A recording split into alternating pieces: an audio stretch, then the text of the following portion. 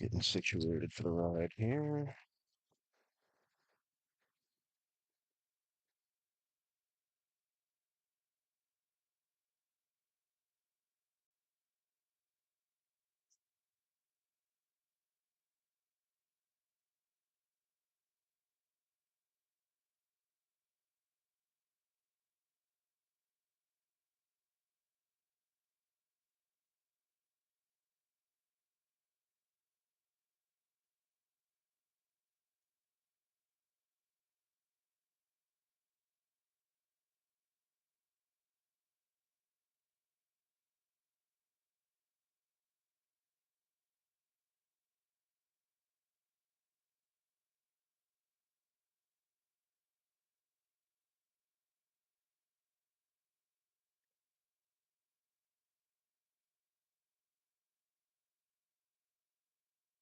Hey, Dubsack. Let me know if the audio's coming through all right. I am just getting ready to hit the road here. So, I have some new toys to play with, and I think it's going to be a fun little ride.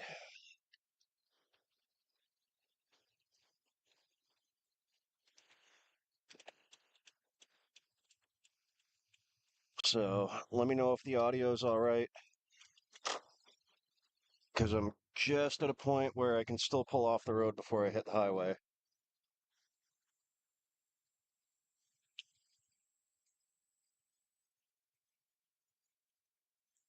Okay, good. I'll speak up a little bit, but I think, well, I'm streaming from a action camera that's connected to my laptop, which is Etherneted to my Starlink, and that's only the first part of the setup. But I have been having slight audio issues where there was a hell of an echo. I'm still trying to figure out this new streaming software that controls the video and audio inputs, but we're gonna have some fun once we get onto the highway here because we got the sun at our back. We're just out of the rain. Um, and we're going to hit Interstate Route 91, which forms a large part of the border between New Hampshire and Vermont. I'm on Vermont's eastern edge, New Hampshire's western edge. Hopefully, the wind noise isn't that bad. The other night I was told it was okay. The mic was picking up good, even though I had the window cracked to have a cigarette. But, oh, I should probably show you the toy I got. I have a motorized gimbal on top of my car so that I can aim the camera with a joystick. And I can make a full rotation all the way behind me. That's pretty cool. This is the first time I'm seeing it in daylight. I just got to remember which way I go so that I don't mess up my cord because it is USB cable connected and I got it running through my sunroof. But I can only spin 180 degrees in each direction once before I got to go back the way I came. Thanks. The only thing I don't have is zoom control, but I can tilt down, give you a view of the hood and my windshield. Wait. Hi, I'm waving. That's my hand. How are you?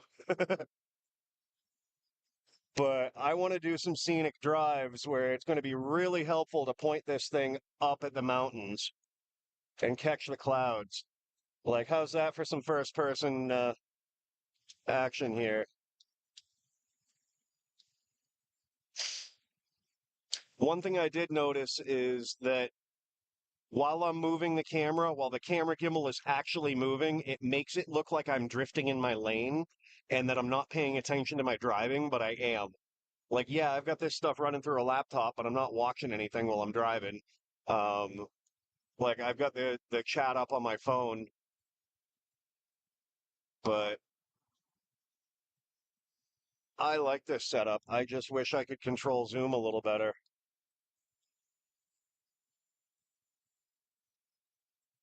And I wish the controls on the joystick weren't inverted. I'm sure there's a way to set that. There's a bunch of preset modes this thing can do, so I can have it select like one spot that I want it to focus to on the left side of my car, and then one spot where it will focus on the right side of the car. But with tipping it up and down, and I can move diagonals as well. Like it almost looks like drone footage, doesn't it?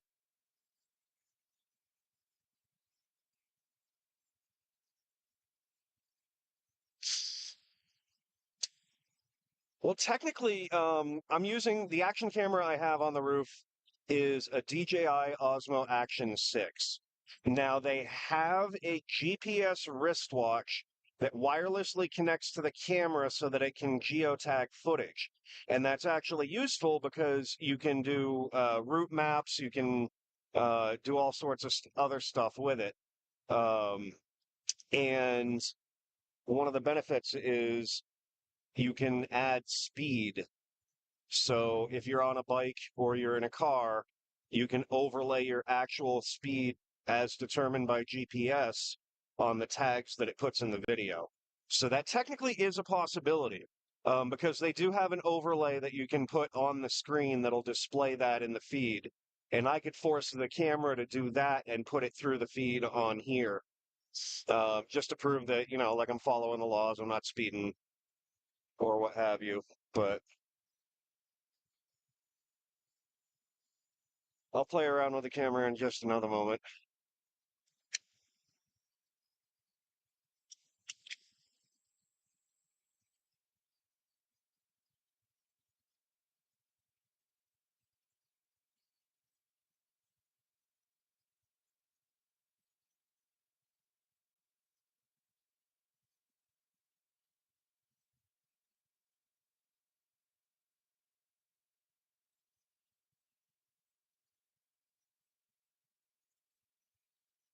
So the only part of the equation I haven't really figured out yet is license-free music that I can stream from my phone, because I could put that from my phone to my car head unit by Bluetooth, and that won't interfere with anything I'm doing with the stream.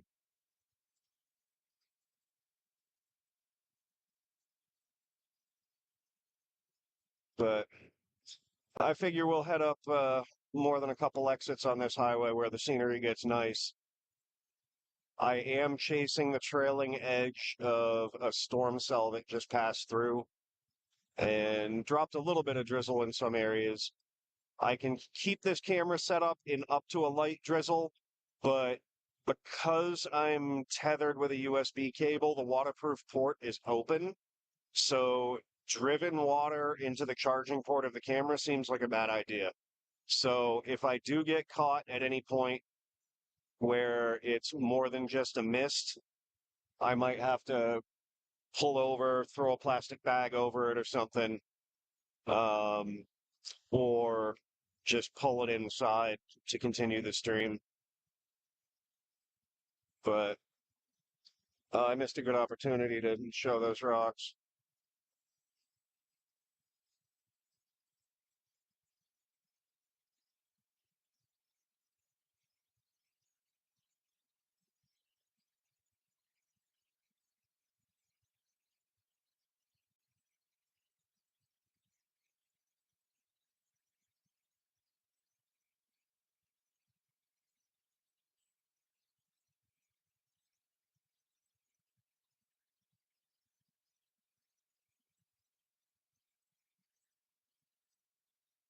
One thing Vermont's known for is decent quality highways and street level roads.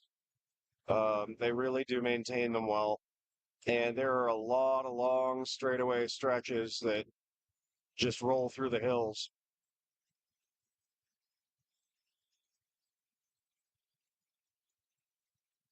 Hey, what's going on, Tom? Good to see you.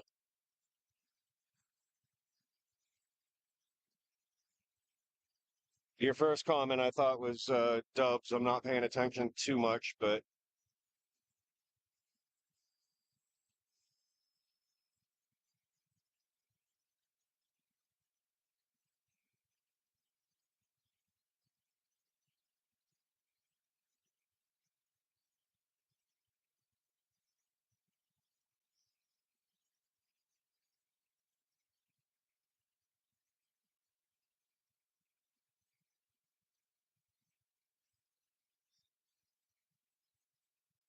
well, Tom, was that a facetious question?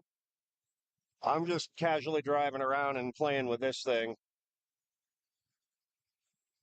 I'm headed north currently, but I guess in a roundabout sort of way I could swing through.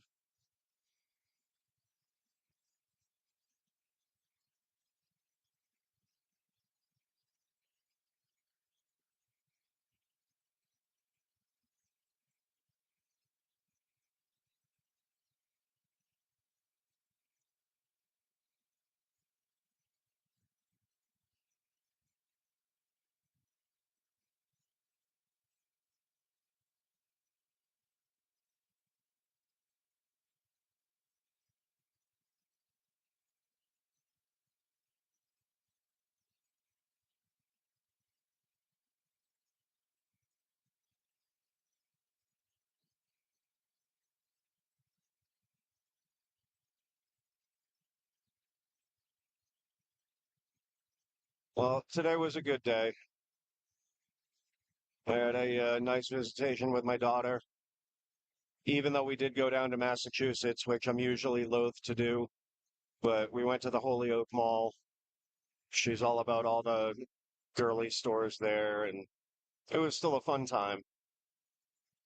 One of the first things we did is they have a giant indoor trampoline park, so we went in there for an hour. The theory was kind of wear her out before she starts dragging me from store to store, and the timing of everything worked out. Like we wrapped up right as she started losing a bit of energy and getting a little cranky, so but we still had a good time.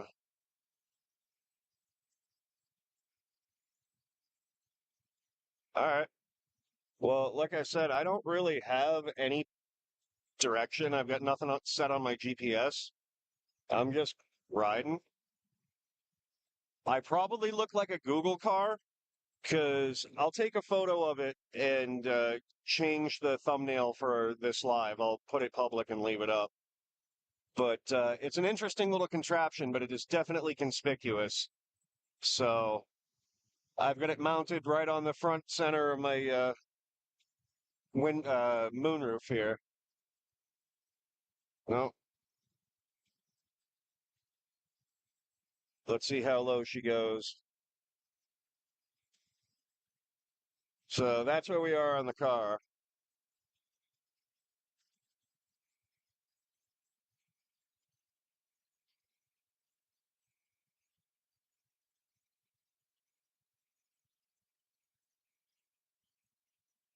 There are dark clouds ahead. They look brighter on screen than they do in person.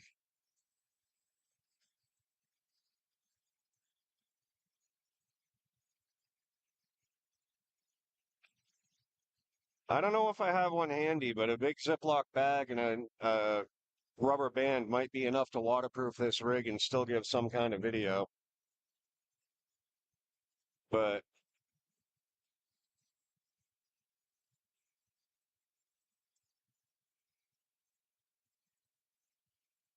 burgers, it's always burgers.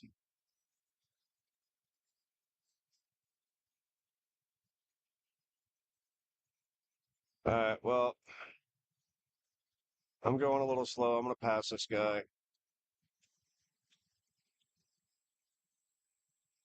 I try not to show other license plates and stuff,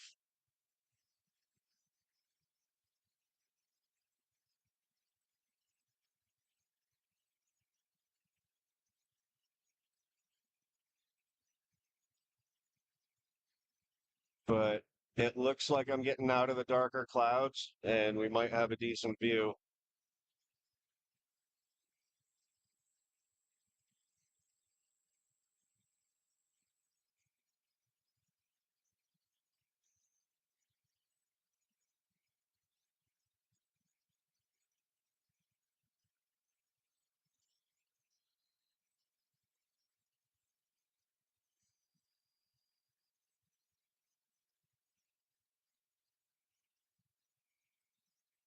I do notice at a certain point it whistles when I turn it.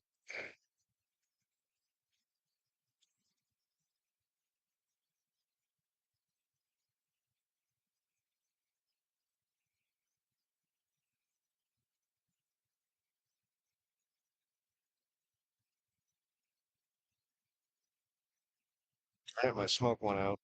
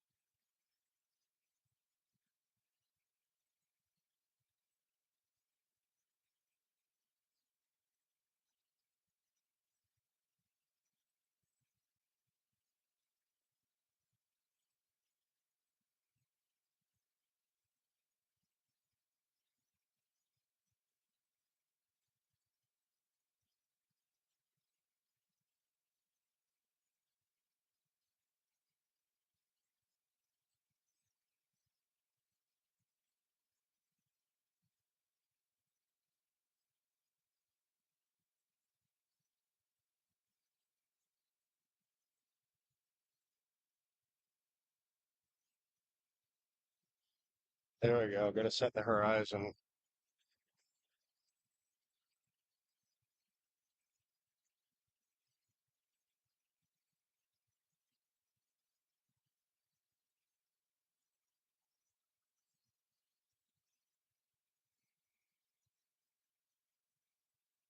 All right. Not even a blinker. Green plates, man. They get me every time.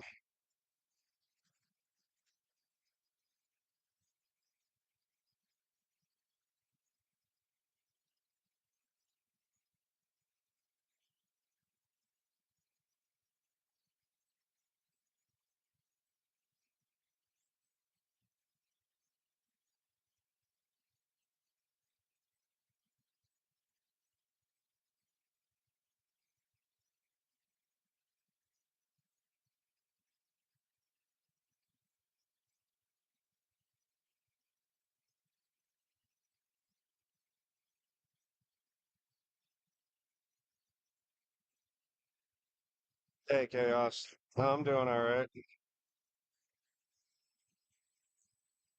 Like I was saying earlier, the only part of the equation I need now is some free streaming music that I can put on.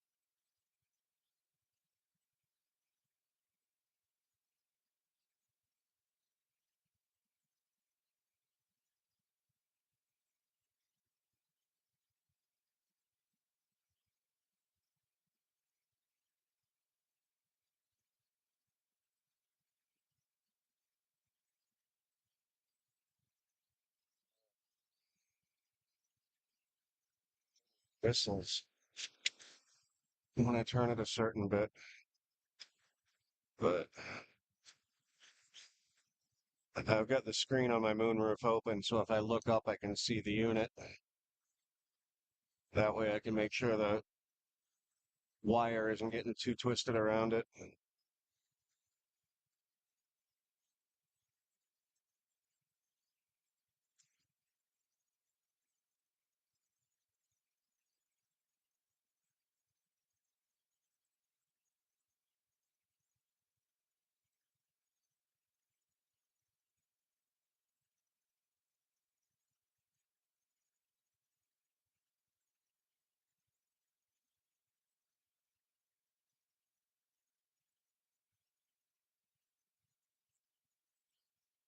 I wish I had some kind of zoom control, but unfortunately, I don't. So I'm going to select the output resolution of the camera, and I'm deliberately keeping it low at 1080p, 30 frames, and I've manually set the bitrate of the stream, so hopefully it should be stable over the Starlink, because now I have that granular control that the YouTube apps don't give you natively. So,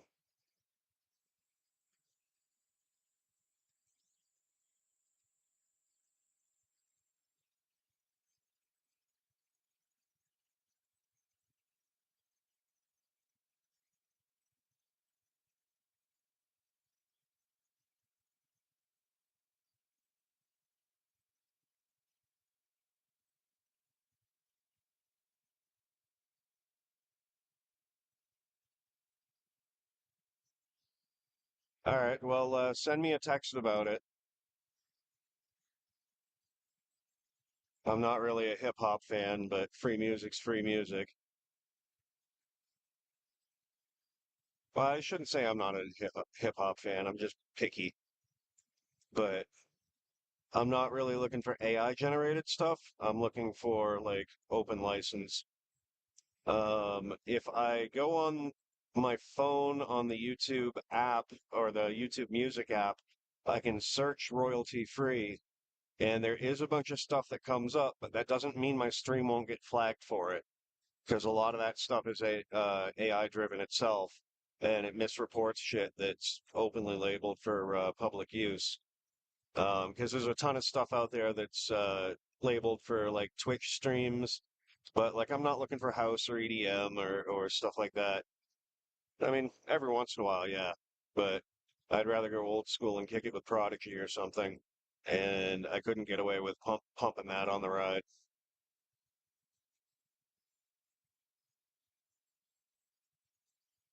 So I'm getting tailed because somebody's checking out my setup. There he goes. And mass plates to boot.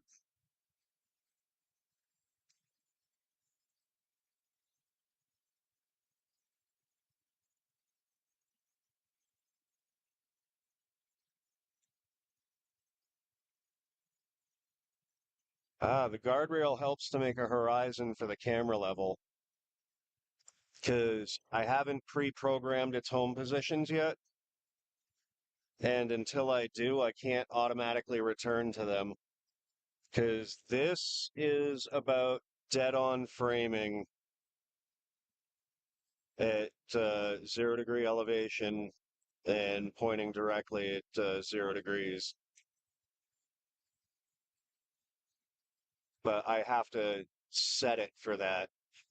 It does have bubble levels on the two axes that it moves, so you can get it pretty accurate apparently. But I've got it on a big 6-inch plunger type suction cup mount with quarter 20 thread, a safety lanyard, and then the only weak link is the USB cable that I'm running through my sunroof. So if it does decide to get wet, I'm probably going to have to pull it inside, which all I'd have to do is pull over, open my sunroof just enough to get a hand out and bring it in.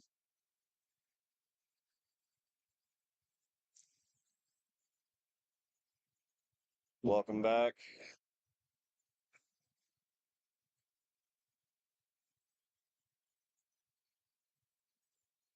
Let's see.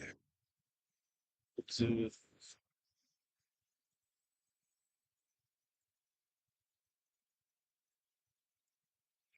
Right. There's that. YouTube music. Search.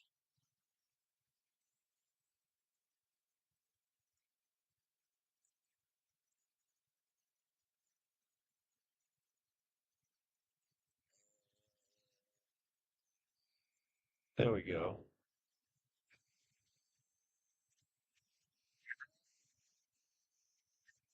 See?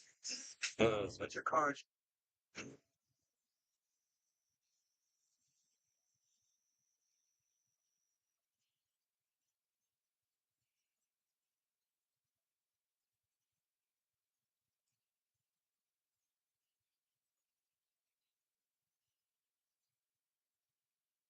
Alright, so I'm still level. And now we're finally getting into some decent views and into the edge of a band of rain, it looks like. All of that is active rain. Huh. Well then,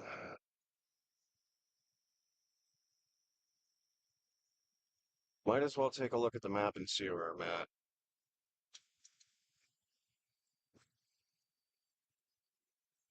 Alright, Bedford.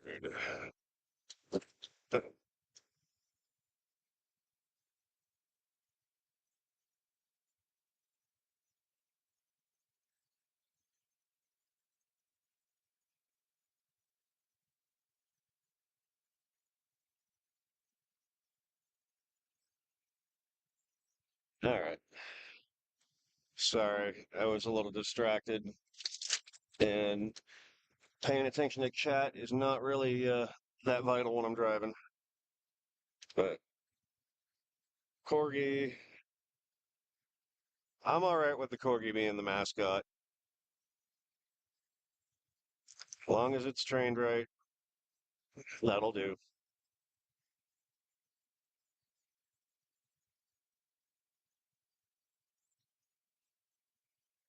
Chaos, that's great.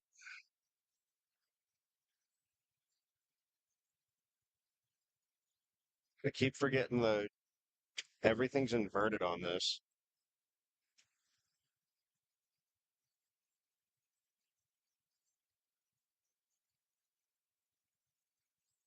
So technically, if it's stable enough like this, and I'll keep testing a couple streams at these same settings, but if it does stay stable, I'll be able to increase the bit rate and possibly the resolution, but oh, wrong way.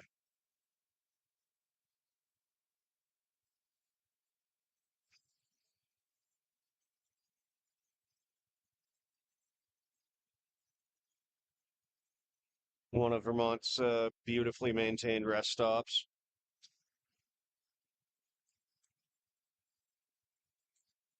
Thank you, Tom. Like the gimbal itself was only $100. The suction cup mount was about $40. Already had the camera. Already had the mounting cage for the camera. Already had the DJI mic. But I had an old Lenovo laptop and it just would not play well with the camera. I did registry edits, I did all sorts of settings, I messed with power controls for the USB, settings on the camera, settings and everything, and it would give me image and show up in the streaming software I'm using, OBS Studio, and it would then freeze as soon as I tried to go live. And I had a half a dozen false starts where as soon as it actually started serving the video feed from the camera, it would choke. But I finally got everything worked out by replacing the friggin' laptop. So I ended up getting one from Walmart, but it was an actually a decent Acer gaming laptop with an RTX 4050 in it. It's got 6 gigabytes of DDR6 dedicated to the GPU, 16 gig DDR5 for the system, 512 gig for NVMe, and it can max out at, if I wanted to upgrade it, I can get more memory and max it out at 64 gig RAM. But in its current configuration, it's more than enough to do the type of video editing I need, whether by CapCut or DaVinci Resolve. And I don't have to do I forget exactly the phrase they call it, but you use low resolution files as the basis for editing so that you can stream through it, but then it pulls the source when you go to render it at the end from the raw files themselves. So it makes a low res copy of your footage that you can work through, and then it applies all the changes to the actual high quality footage and processes it accordingly if you use the right codecs. Yeah, well, ah, damn it. So left and right are inverted, but up and down aren't.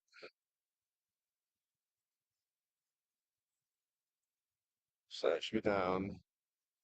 How low can I go?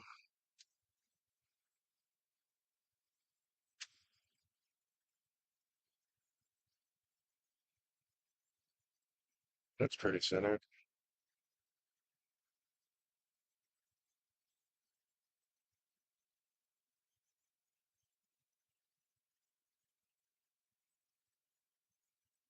Hey, real outdoor living.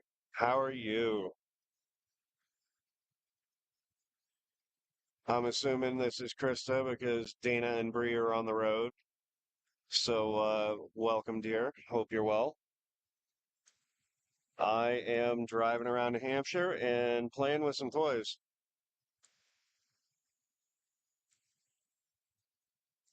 What do you think about that?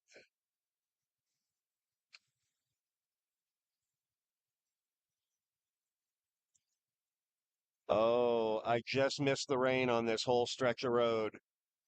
It's damp, but my setup isn't really all that waterproof. So this is perfect timing.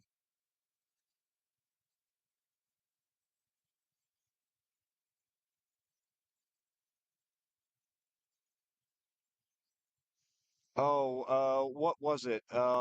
Destination Mothman. I haven't seen it yet, but I did get the notification. But I spent the morning with my daughter, well, and morning through afternoon. We went to the Holyoke Mall. First stop in the mall was the trampoline park, and then she did all the girly shopping, dragging me around from store to store. But we stopped at Cracker Barrel for lunch before we went in, and had a great day. And now I'm chasing the tail of a rainstorm and playing with a new toy I got for my car.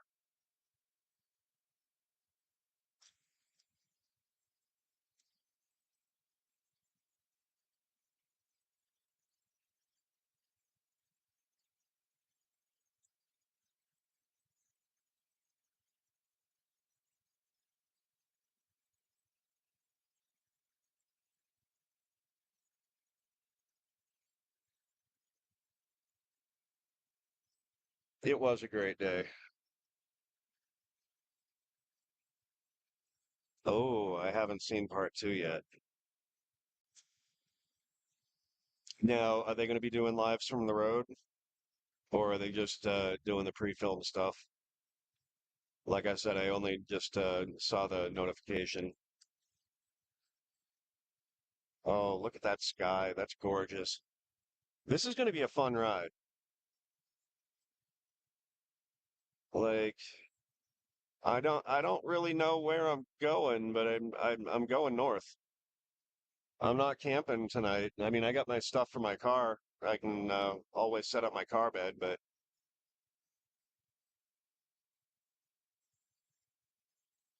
I didn't plan on staying north because I do have work in the morning, but not until 9 a.m. Although my schedule is going to be changing. I'll be doing a traditional early first shift, but that's all right.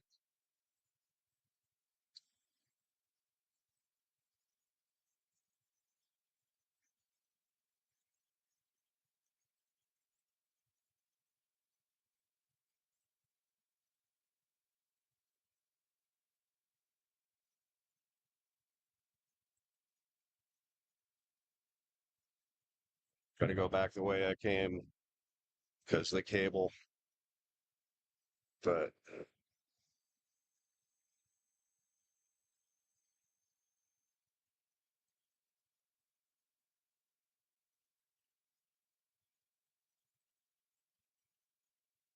I don't know if that whistling is coming through, but that's air going through the mount of the camera.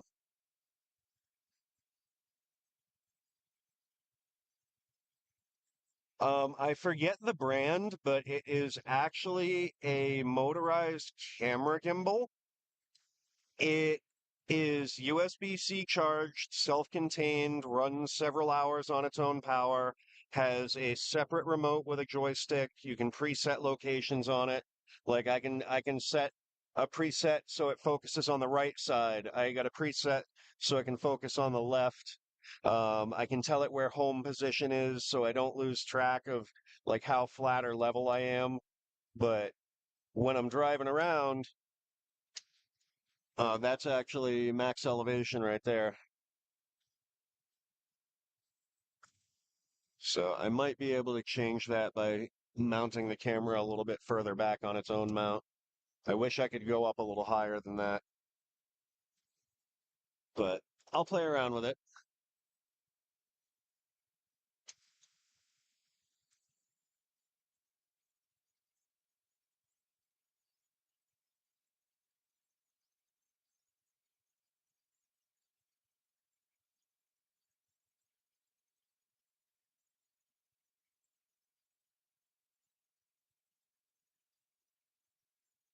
Yeah. So not a bad little toy. The motorized mount itself is meant to go on a tripod or anything with a 1/4 inch 20, which is standard for any kind of camera or video gear. The other is 3/8. But I've got a big 6-inch suction cup with a plunger on the side of it that's sticking it to the glass of my moonroof on the outside of the car. And the thing is designed to hold like a nice DSLR camera, like a Sony with professional lenses, battery backups, lighting, and all that stuff. So it's got a payload of like 2 kilos, 4+ pounds. I've just got a tiny little action camera that probably weighs 10 ounces with its little protective frame, but it's not a weatherproof enclosure for the camera. But here we go. So we'll come down a bit.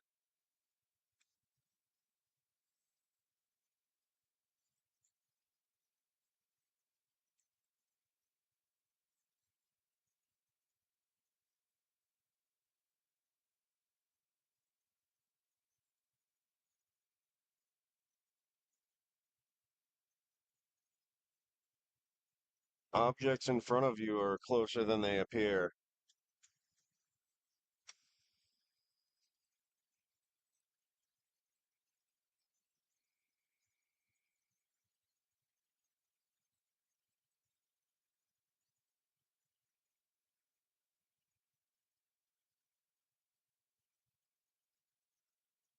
The roads definitely are wet,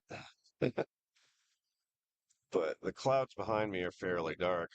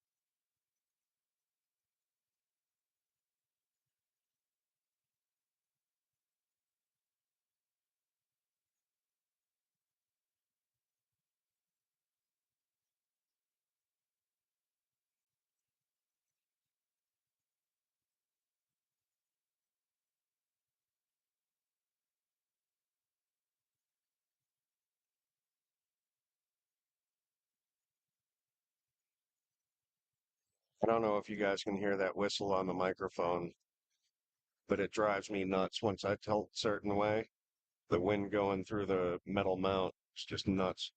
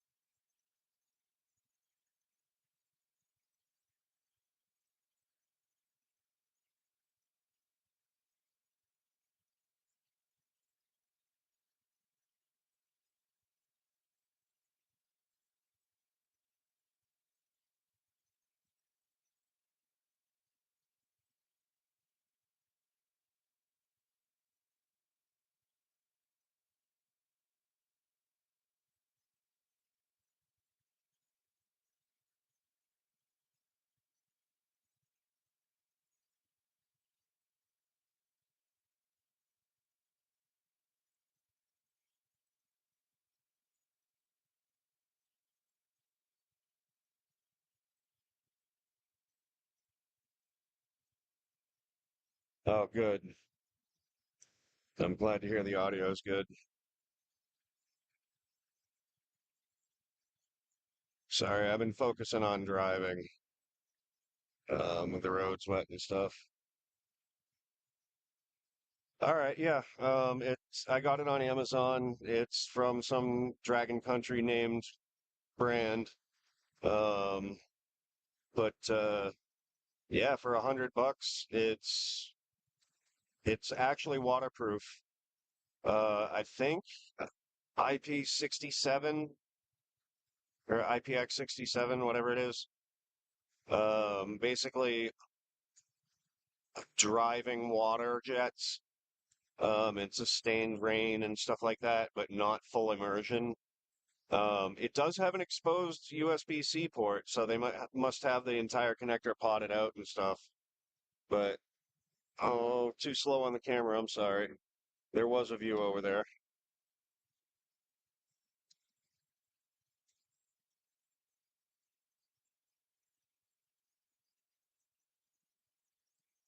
I'm back.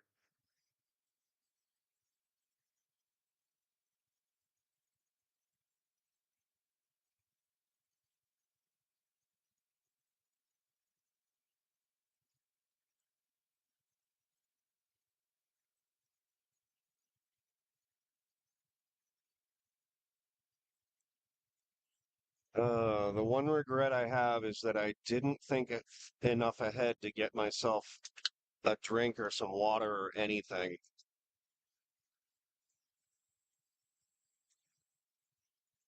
Mm. One sip of very warm NOS at the bottom of a can that's been sitting in my car since about noon. Delicious.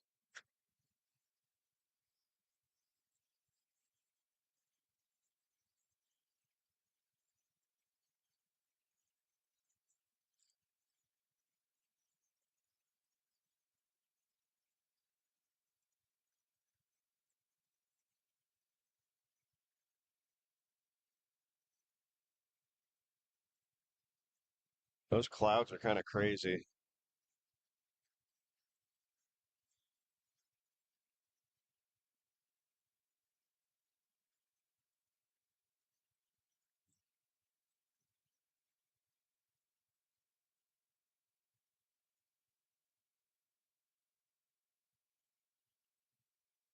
That's a cool shot.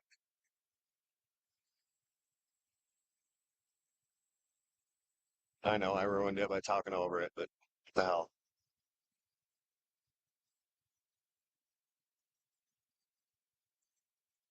Yes, that's kind of what I was thinking, Bush. Uh, so I don't know why I said that instead of Tom. But yeah, foliage trips.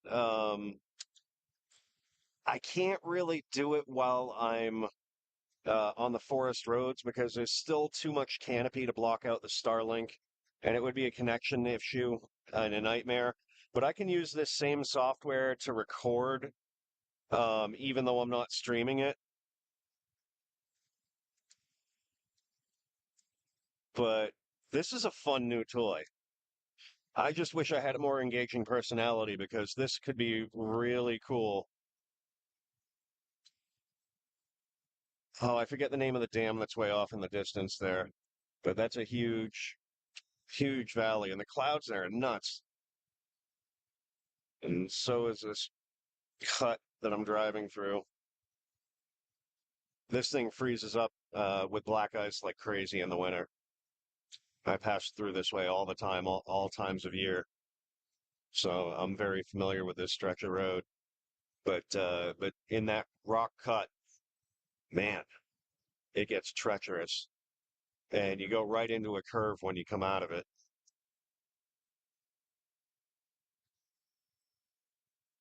I know that's always the way, chaos. Water, water everywhere, and not a drop to drink.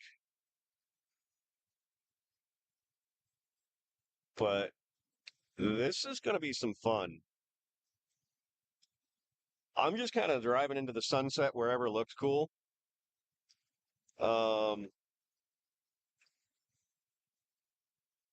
but I very well could find myself maybe hitting the Kangamangas. Who knows? Keep this live going. The fact that it's a widescreen live instead of a vertical means that, I mean, unless you're a subscriber and you got a notification and you're curious about it, you're probably not going to stumble across this live randomly. Um, but if I were willing to push a channel, this would be a fun little get up to do it with.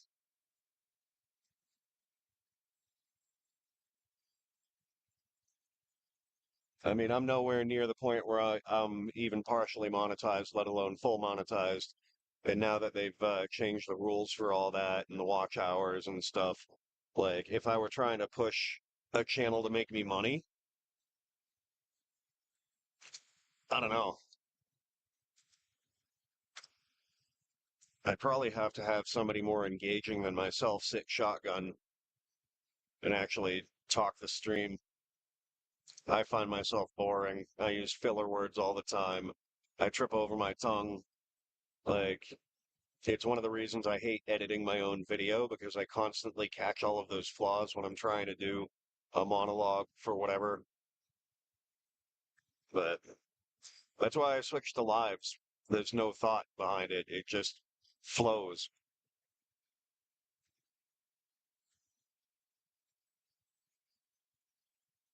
I imagine it would be chaos. I see bikes there all the time. Um, and they love repping it up. But as a car driver, I always have to be extra careful because not all of them have loud enough pipes to hear. One thing I have been seeing on the road a little bit more, I think, is actual electric motorcycles that are like road legal. I haven't seen them on the highways, but I have seen them in some of the northern towns, a lot of the same places that allow you to use ATVs or UTVs through town, like side by sides and shit. Because there are some towns in their charters that will explicitly allow it. And New Hampshire has a huge network of snowmobile trails in the winter.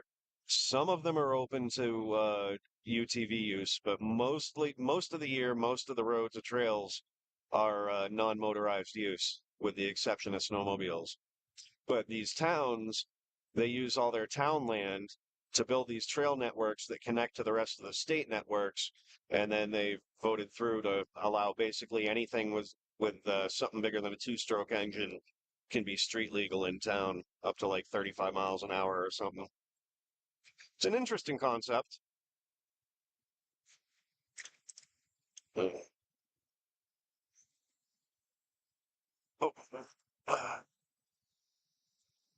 So one thing I have to do is figure out how to make the text on chat larger, but that's not something I can dink around with while I'm driving. But I'm asleep at the switch here.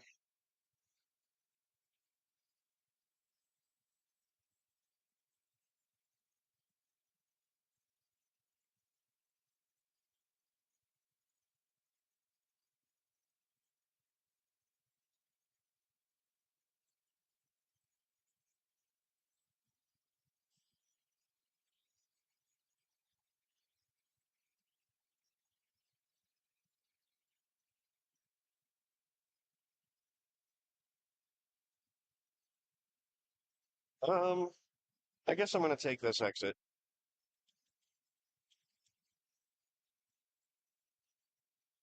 I didn't really feel quite like going to St. Johnsbury.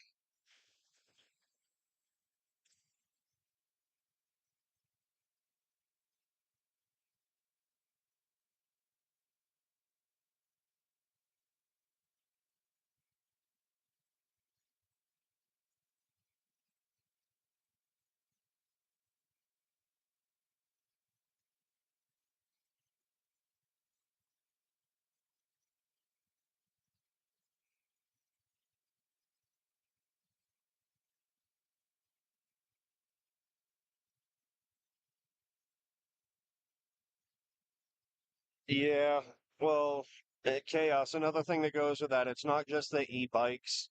Like people are using the e-trikes, the e-scooters, e-skateboards and stuff, and a lot of them go fuck all fast.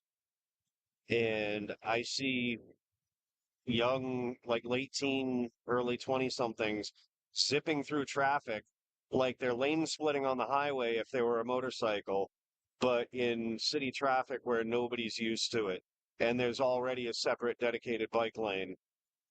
But because it's motorized and it's a class whatever, it doesn't belong in the bike lane. But it doesn't belong on the road because it's not registered. And no helmet and just like craziness, even in the smaller towns in New Hampshire.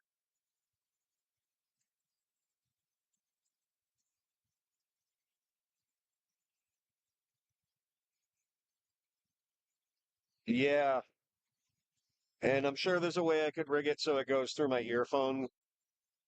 Um, because I wouldn't want to do it through the car speakers. But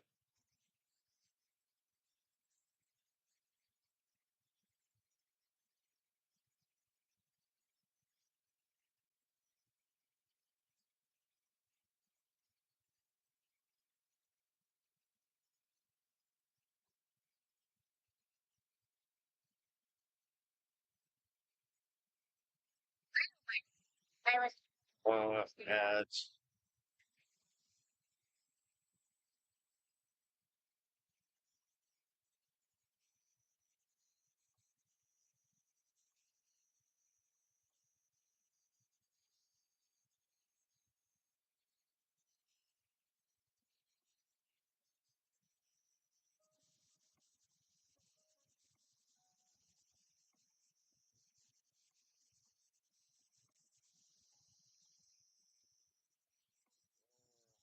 Taking this so far.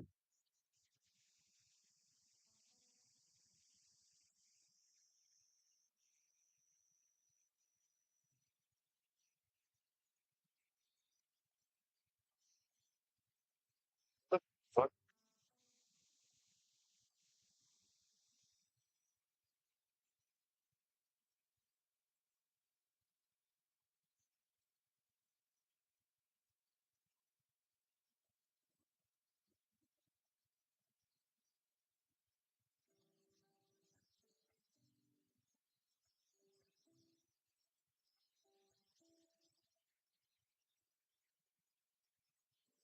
There's no beat to any of this.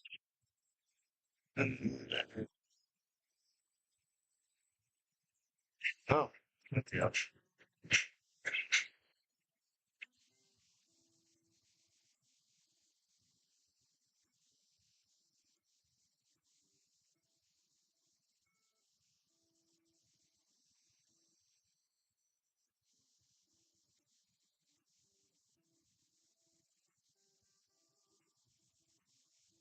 Is the music coming through all right over the mic, or is it too much?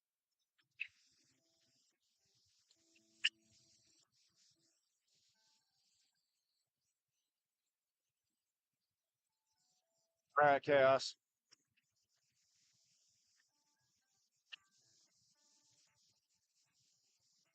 Well, thanks for stopping by. I'm gonna keep driving around, chase the sun for a little bit, I guess.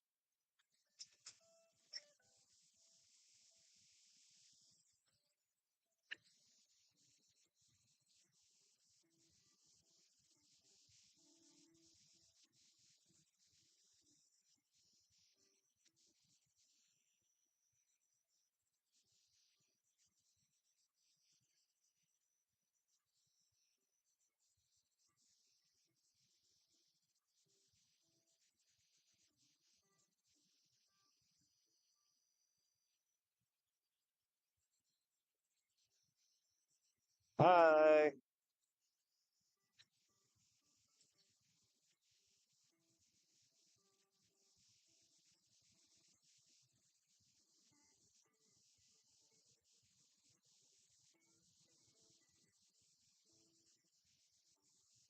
Well, nobody's told me if the music is all right, or at least that the sound is coming through okay.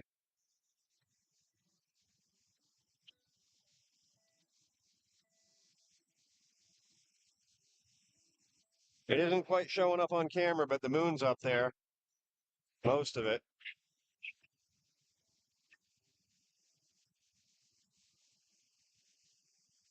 It's in that bright gap.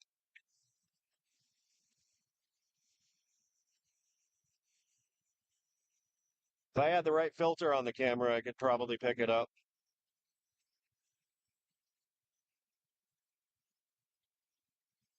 But it does look a little darker here. Hopefully, I'm not driving back into the storm.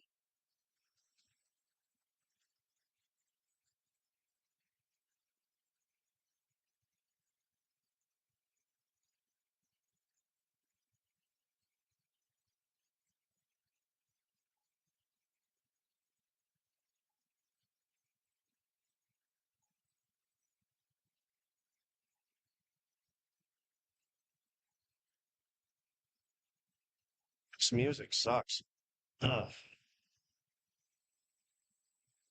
I don't want dance music.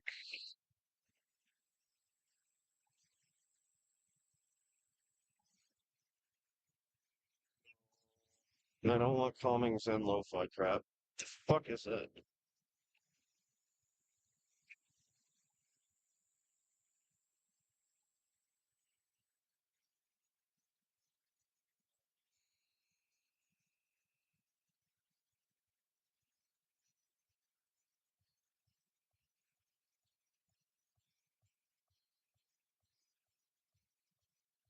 That's a little too thumpa thumpa for me.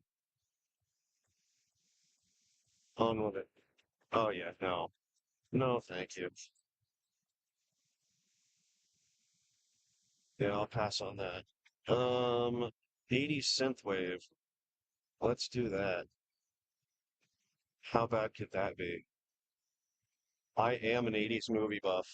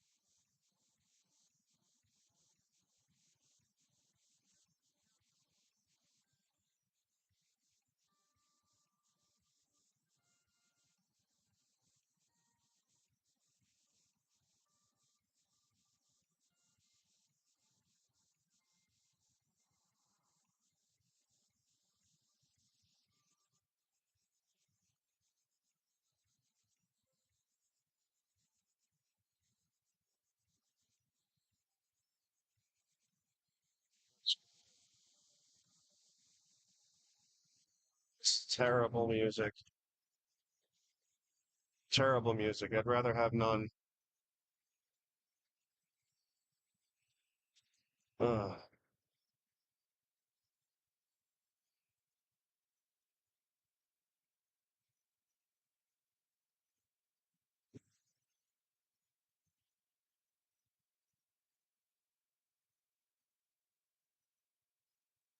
Should probably take a look at where I'm at on the map. Because I haven't really decided where I'm going.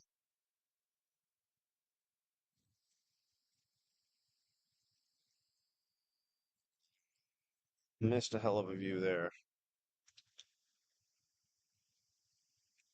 Oh well.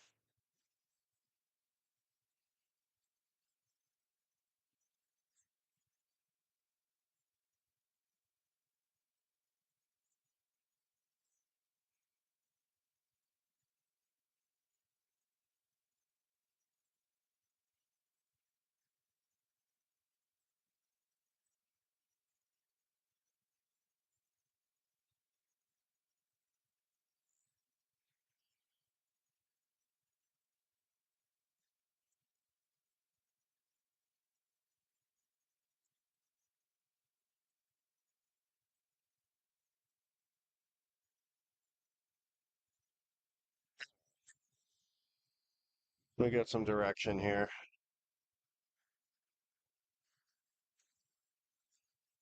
I think sunset is right around 8 o'clock, 8:30. 8:30, I think. So we might have a chance. About an hour away.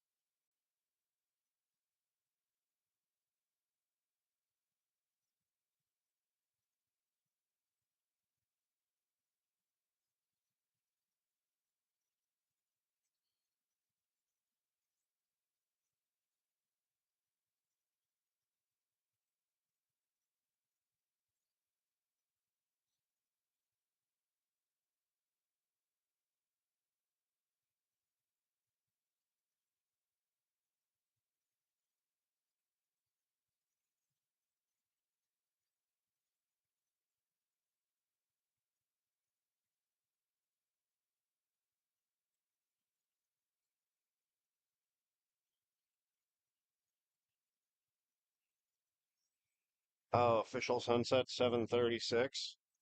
All right. And I'm driving into a tiny little bit of rain. If I get through it, the lens will dry off.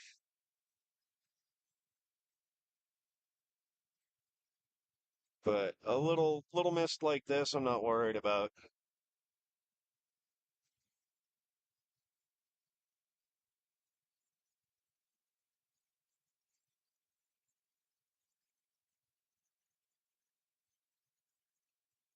Uh-huh.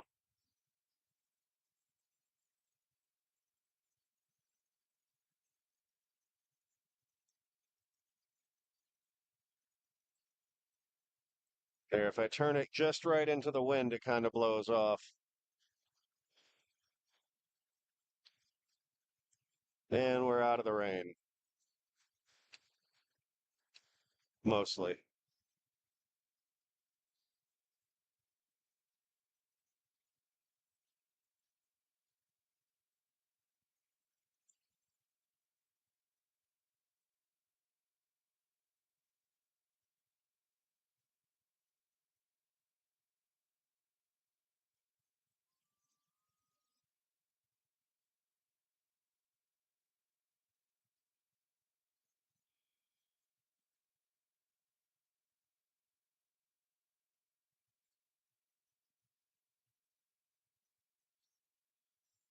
Fully set about 5 past 8. All right. Well, enough time to drive around for a bit.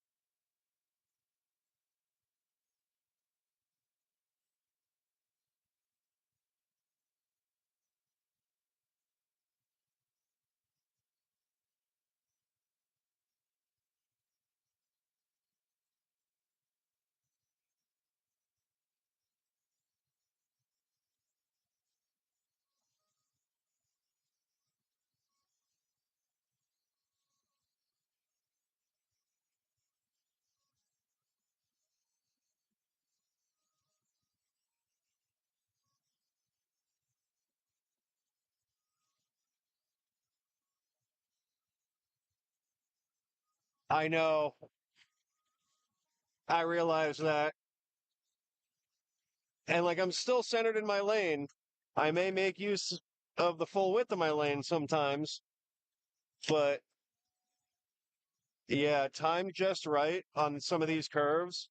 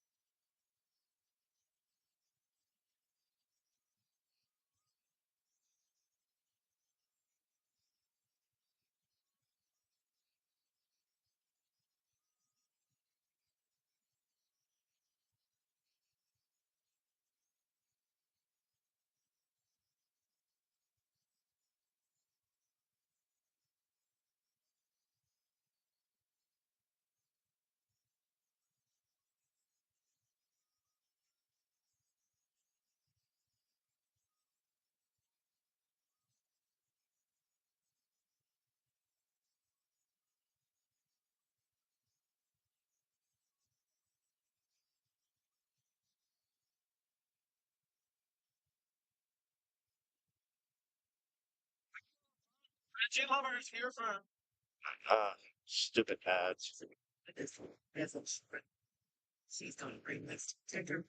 Nobody's told me whether the music's coming through okay or if it's just sounds like crap or anything. I found some free license Celtic music I can put on in the background. Might be a good match for some of the scenery.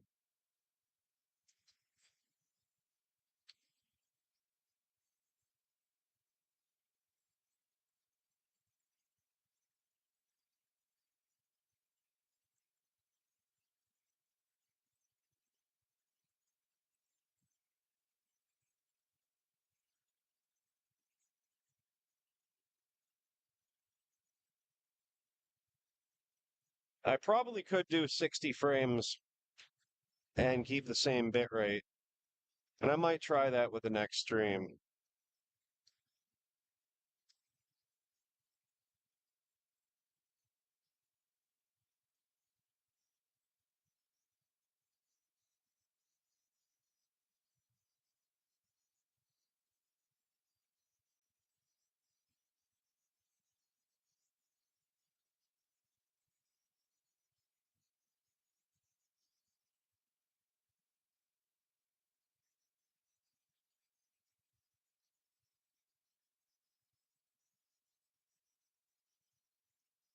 Well, that's what I want to do.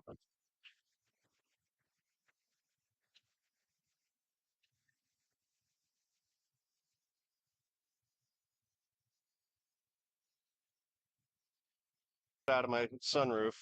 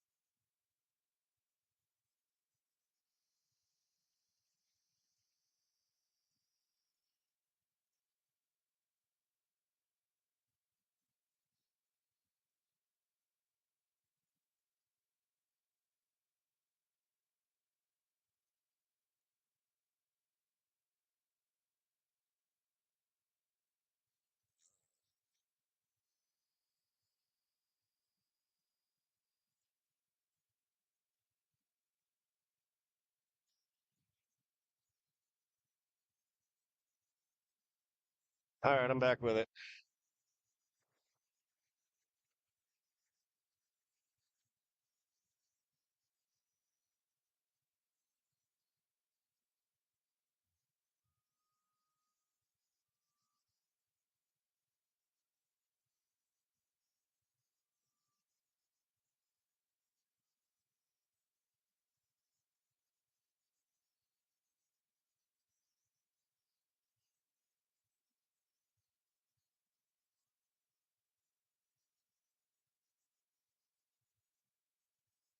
Oh man, I just saw an interesting political sign. It takes all types in this world, I guess.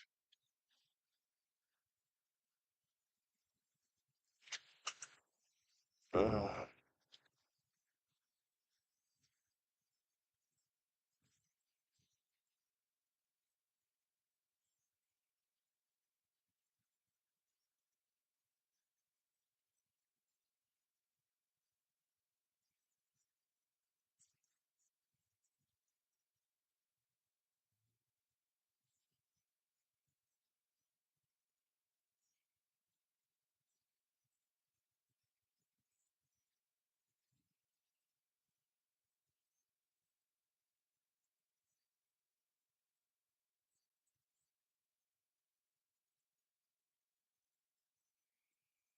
oh, the political sign, yeah.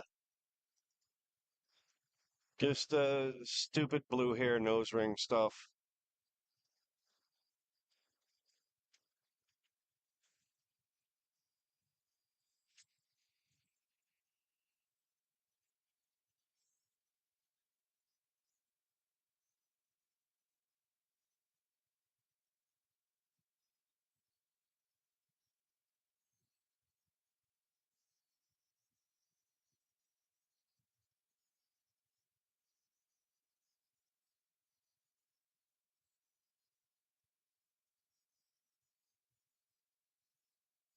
Well, that was cops I just passed,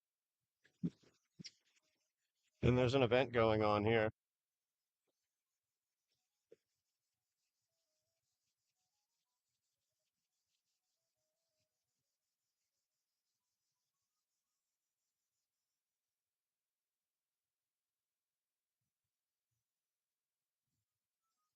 Well, those headlights behind me are a cop, and I'm sure my rig got me noticed. So there's that.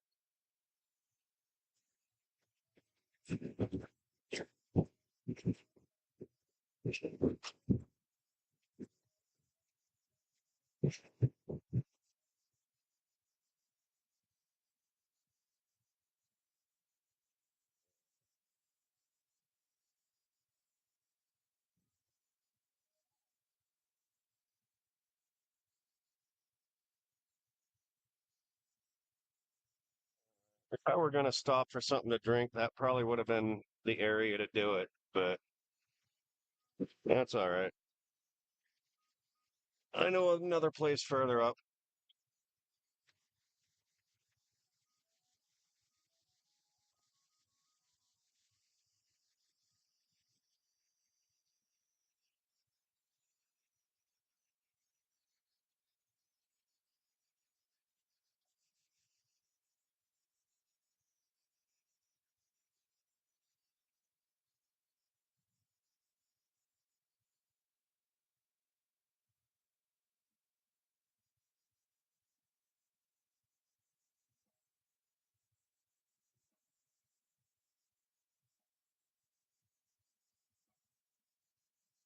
Yep, slow on the draw again.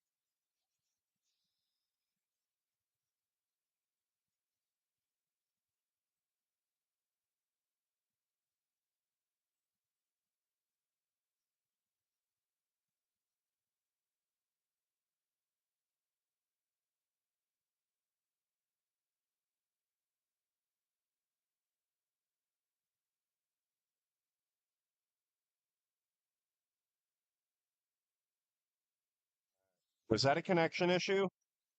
Am I back? Did I go anywhere? I was thinking about maybe pulling over for a second.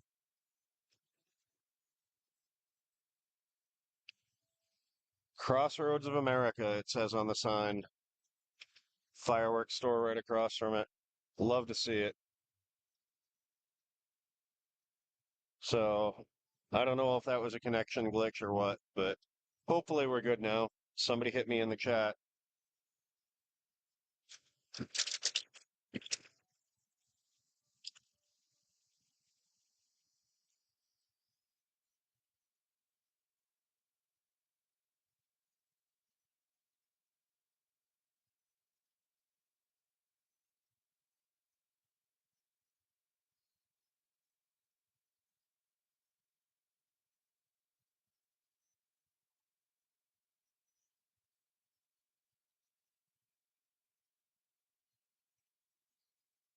Hopefully it'll stabilize.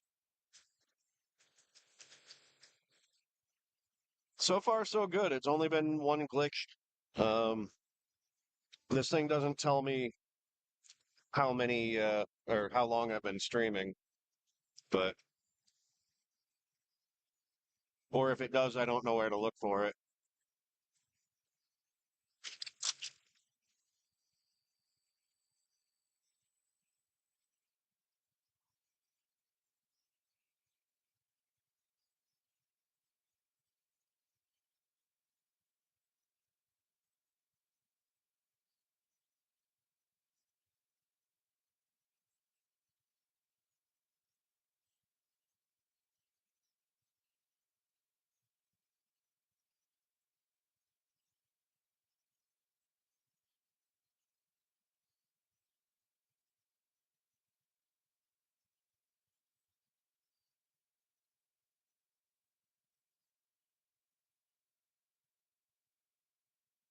Hey, BNA, how you doing, buddy?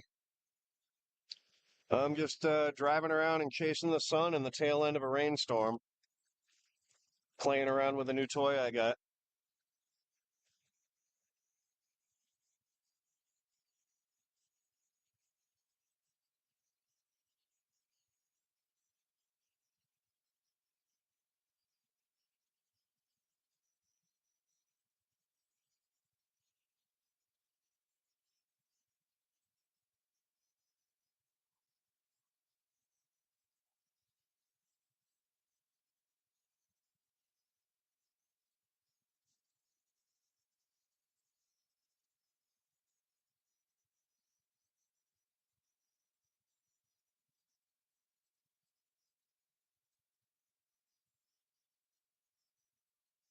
Hmm. Sorry, I'm eating candies.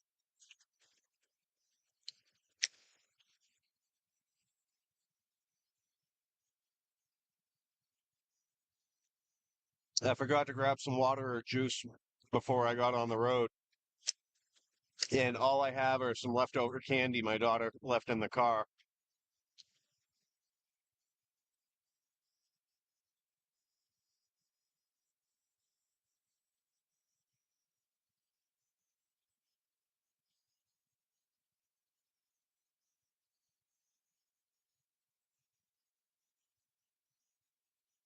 It certainly looks darker in person than it does on the camera, but there's a bit of a river. I believe that's the wild Amanusic.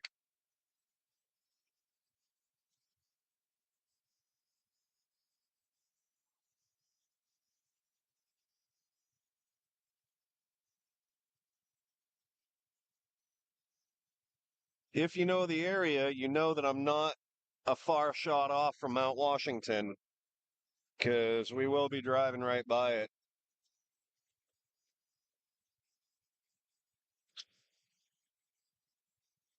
I got to figure out how to do this properly on a vertical live stream. I played around with a plugin for it, but I got to do some more testing. Maybe I'll do that later tonight. Just kind of tinker around with things. because the widescreen is only going to get pushed by notification to anybody that's already subscribed.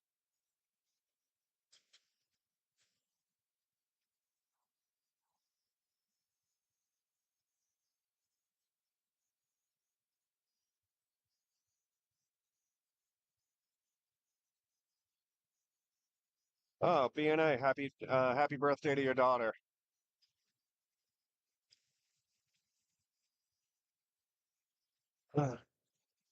Yeah, mine's a bundle of limitless energy and fearlessness at 7 years old. Heck of a combination.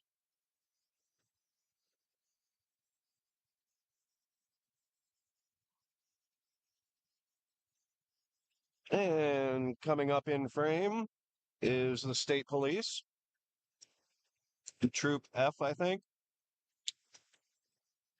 Yep, Troop F, state police. Okay, guys.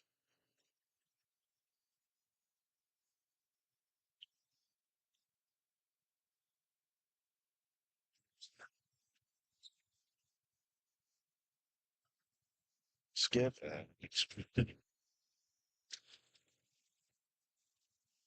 No, not a heck of a lot of sunlight left. And we're about 12 miles from where I want to be. So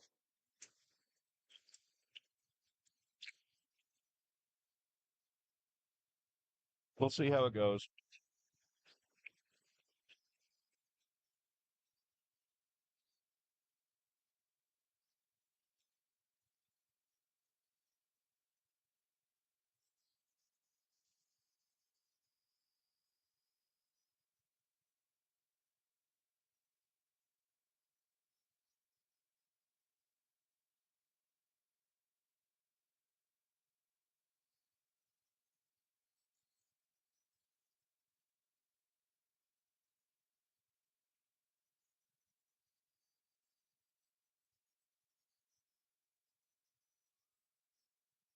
No, I actually have to pull over right here.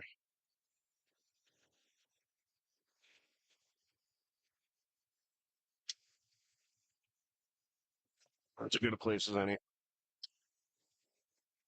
I need to plug in my laptop. Well, it's already plugged in. I just need to activate the port. Survey says power. All right, we're good. We can get back on the road. Please change charge system mode locked. I don't know what that means, but I think we're still live. We still have camera. And back on the road we go.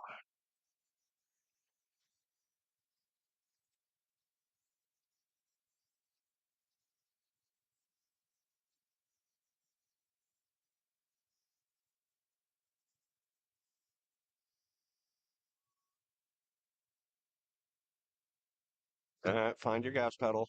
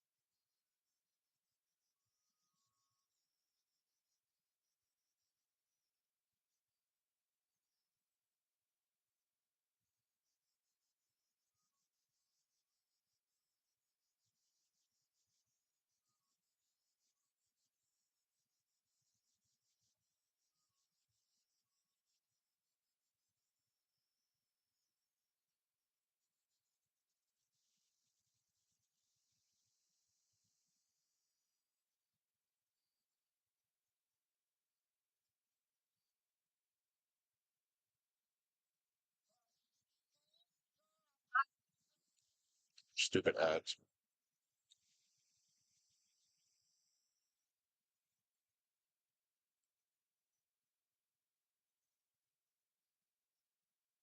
Well, any camera will do. Oh, helps if I do that. Uh,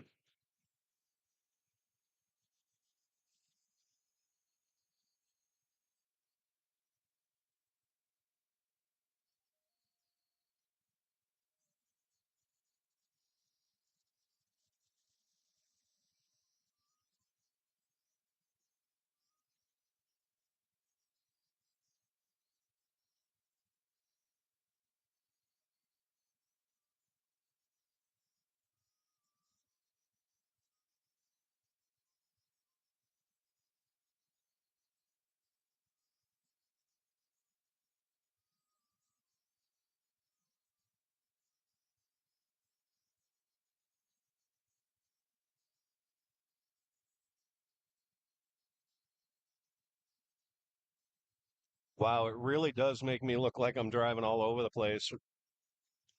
Simple little change of the lens.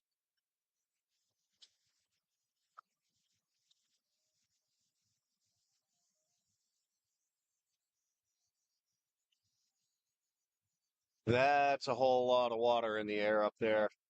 It's an awful lot darker than the camera makes it seem. Oh, I missed a bit in chat. Sorry. I really wish I could make that text larger.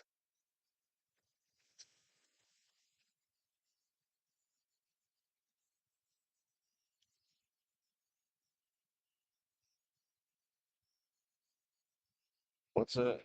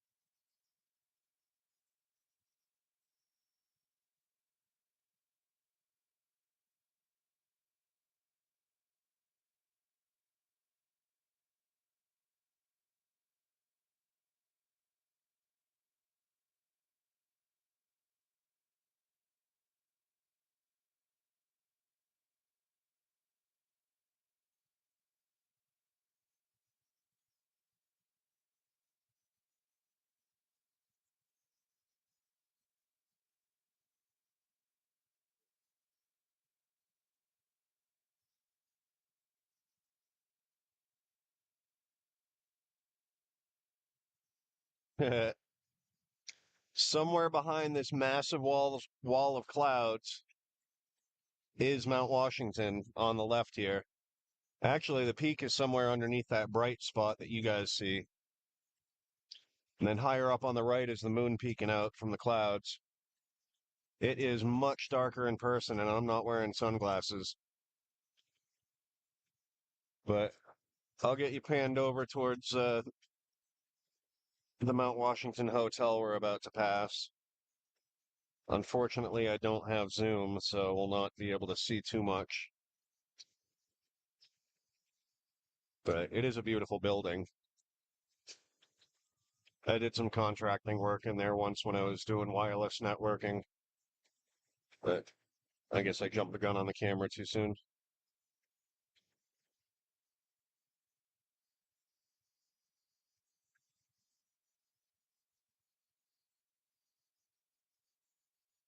I'll slow down here.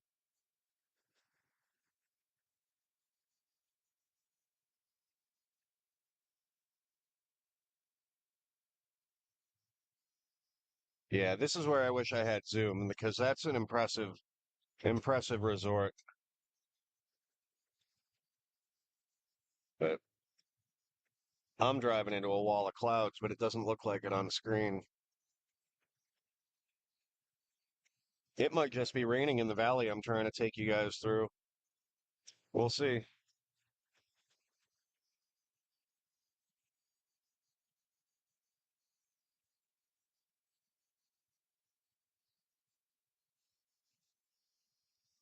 But we're going to go through the Crawford Notch State Park coming up here in a minute. I was hoping to get here with a little bit more light, but so far so good.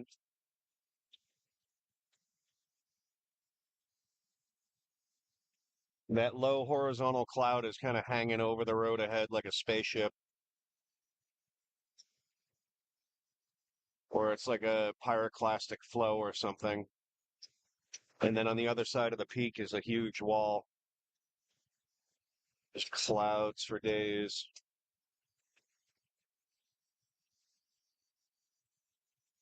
Hey, Adventure Nomad, good to see you.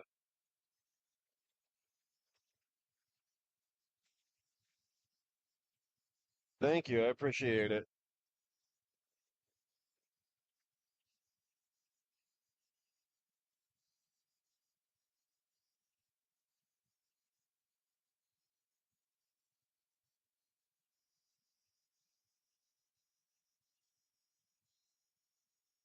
Now that's a beautiful view. That looks nice behind me, but I gotta get faster on muting my stereo before these ads come on.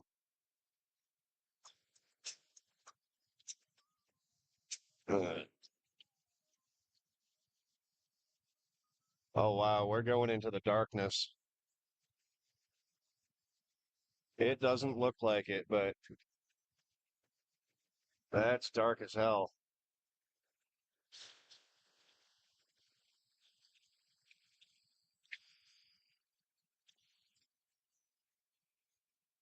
What do I do with my lighter? So, not much further ahead is like the Crawford Notch Welcome Center and a depot on the Cog Railway, which is an old steam-powered locomotive that goes up and over Mount Washington and around the Crawford Notch Valley.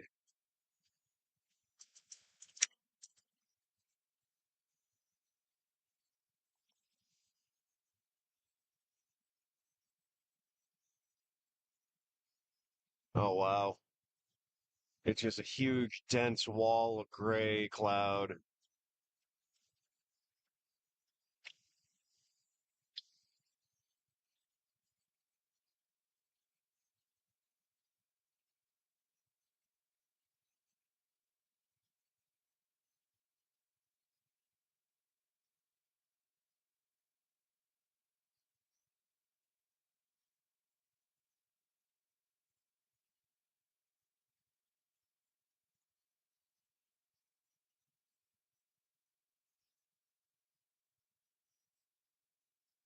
Okay, so the visitor center is coming up here on the right.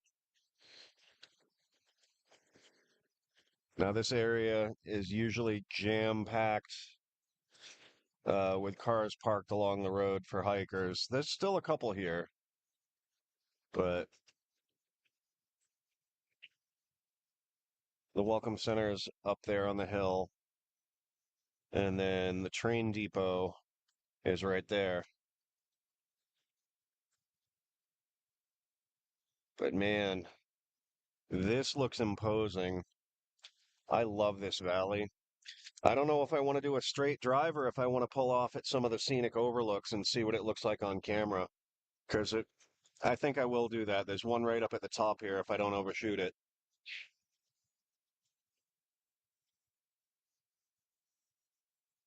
But I definitely have to focus on the road here.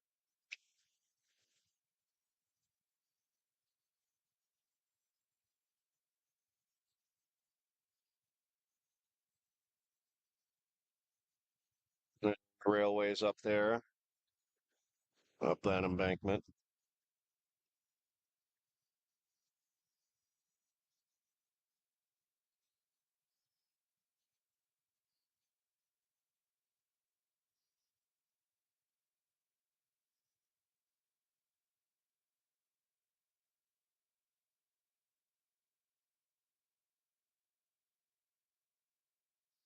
Ugh,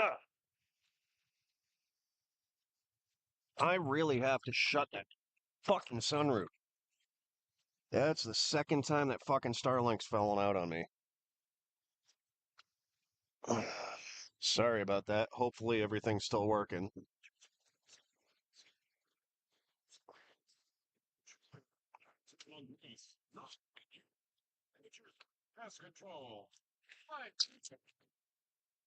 I'm gonna take a break here for a second. Let's see. I do have noise cancellation on this mic, but it's not currently turned on. I do have one of those fluffy things on it. Let me take that off so I can without breaking it. There we go. Skip ads. All right, so I wonder how the difference in audio. Also, it's going to be much better because I'm not moving at the moment. But we'll go up. Oh, that's as up as it goes. Yep. So I'm gonna try and clean the lens. See if I can find a paper towel somewhere.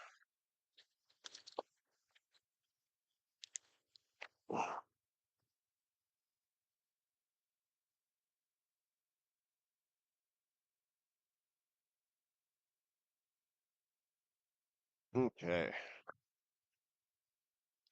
First things first, I'm gonna clean the lens off.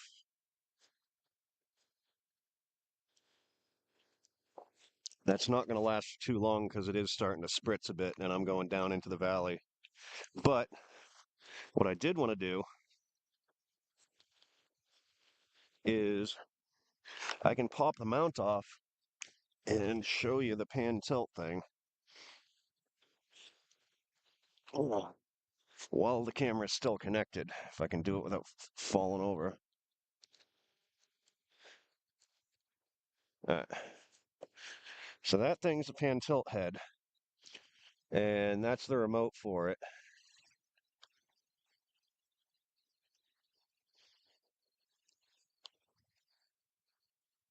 Little joystick, and then up and down.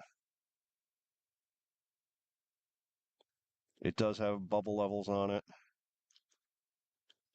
but I'm going to mount the camera back up. We're going to hope that doesn't fall off. All right, I think we're good with that. After I do a few more lives with it, I will definitely do a short on it.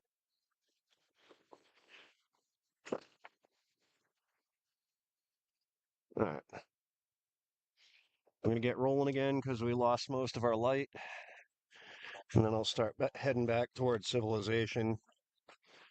Um, Kind of, yeah. And it's definitely conspicuous driving around with this thing.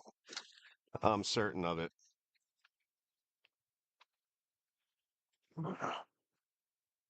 So I wouldn't do my normal daily driving in this thing or with that thing mounted because it screams, look at me.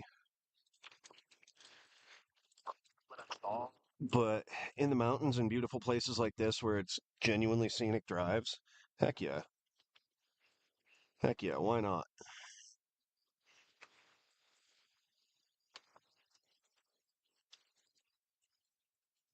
Oh, and away we go.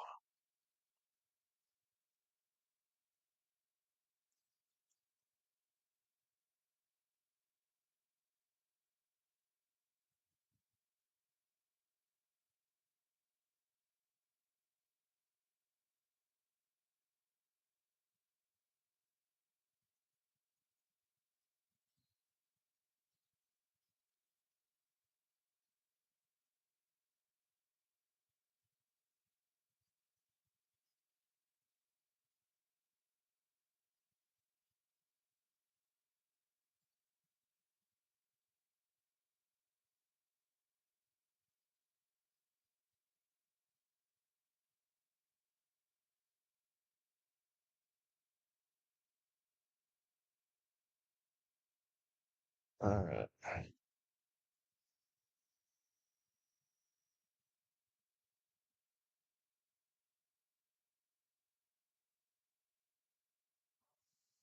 So with the wet weather, moist or oncoming traffic's definitely going to be an issue.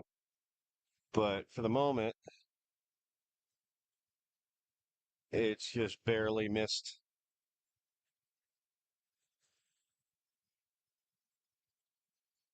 There's a beautiful spot up ahead that I'm going to turn around at, and then we'll chase the fairer weather now that we've lost the sun. Oh, yeah, it certainly did. And it's much, much darker in person. Much darker in person, but prevent a bit of the glare there.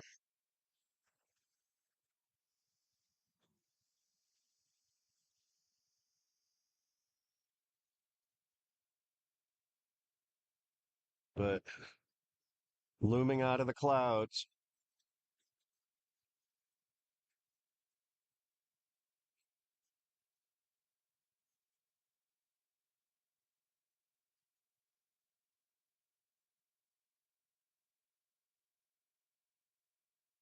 How do I keep putting my lighter?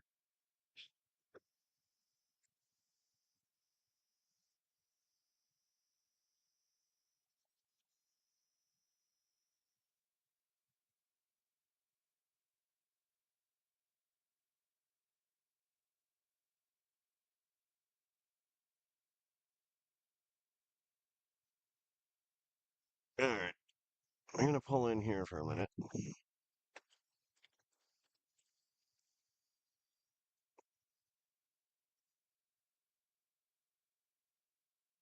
I just got some kind of warning that popped up on my screen.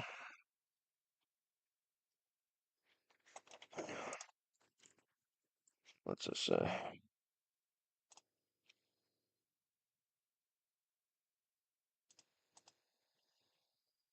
What does this say?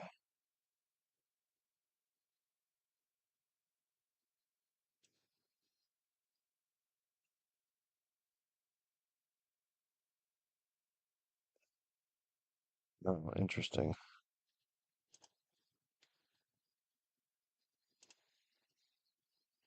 All right, it was just a bit rate warning.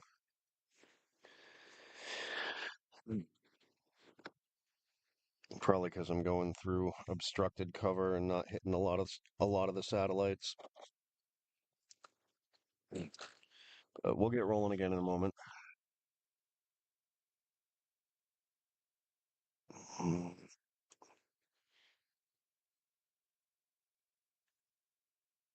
where did I put the remote?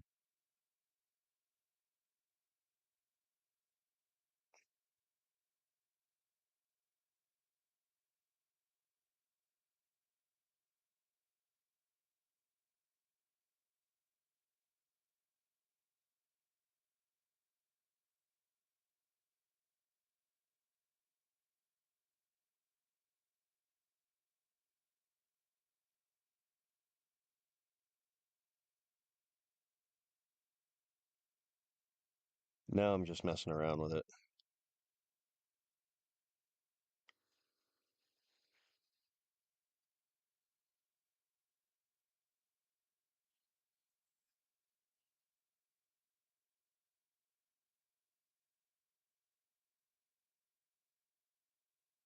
Excuse me, wall of cloud.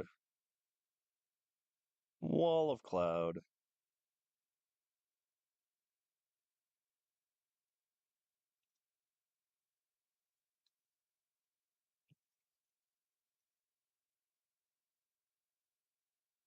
I guess I'll keep streaming. I don't really know where I'm going to go, but we're going to get going.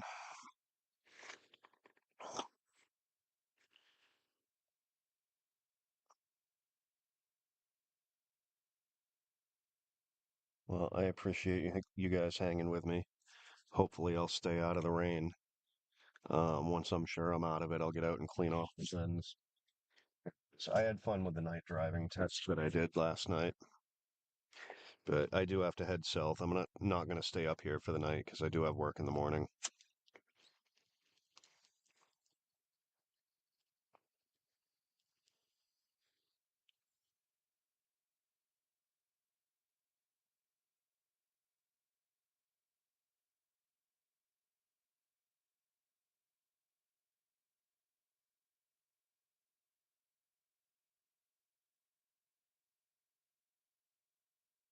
Are we ready, people?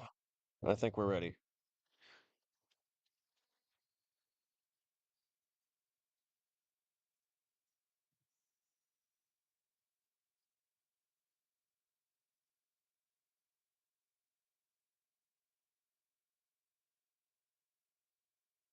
Look left.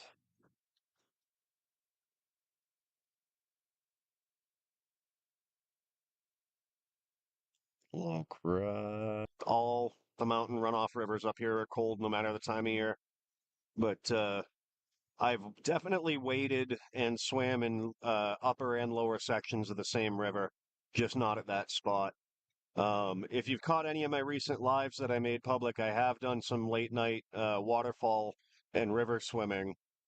I got some lights to brighten up the area, but they're still not bright enough to show up on camera. With YouTube, the app doesn't give you control over the full features of the camera, so all the benefits of being able to film at night with my 25 Ultra are lost. So I'm trying to figure out a workaround for that because I want to do a little bit more night filming as well. I'm surprised that it's showing as bright on the screen. Yes, it is because it is pitch black here.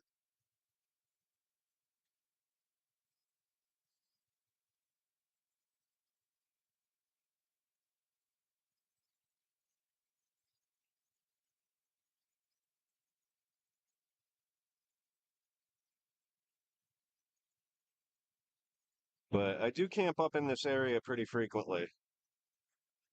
The last month and a half have been difficult, but I was able to get out Friday night into Saturday in the northeast corner of the state.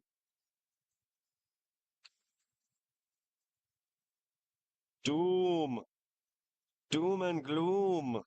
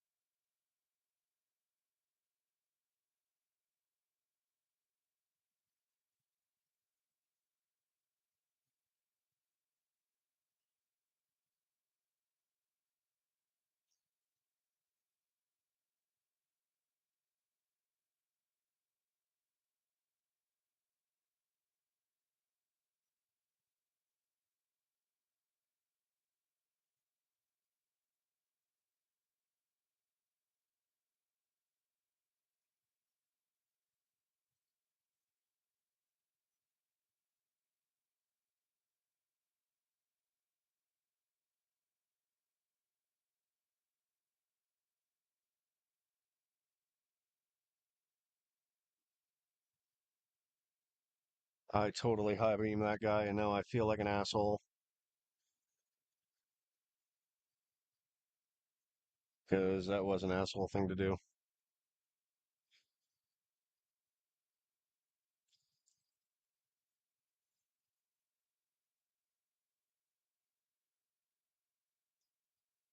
There's another little pond I could go swimming in. Again, it's only a couple feet deep. Fly fishing only.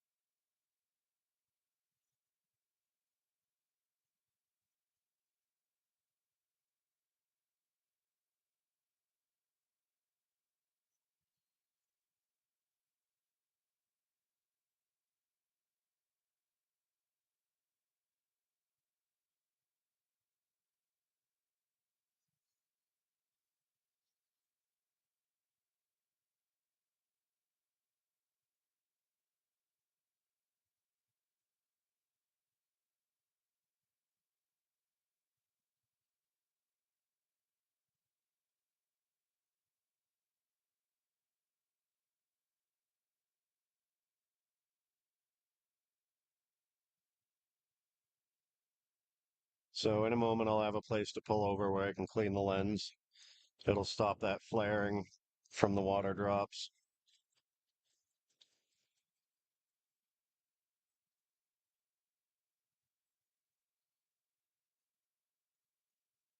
I'm being followed. It is kind of cool being able to see behind me. Now, I think that this gimbal has a 35-meter range. Technically, I could set this up and not use the Starlink, but use Wi-Fi from the camera to my phone, and I would be able to uh, use it as like a remote video setup. Find a way to weatherproof it and put a battery for it out for it all. Yeah, interesting idea.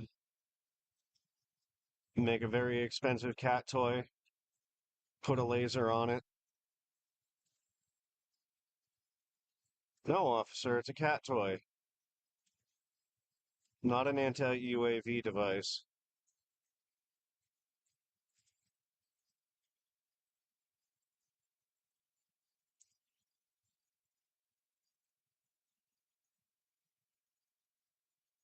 Like, that camera's picking up an awful lot more than I can see by eye. Tell you that much.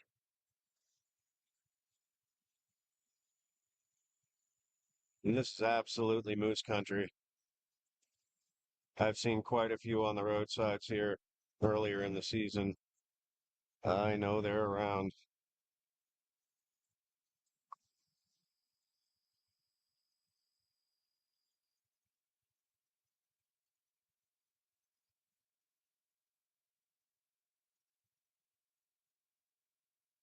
I missed it, but there's a really cool old church right here. And kind of saw the roof line of it, but those lights are the Mount Washington Hotel.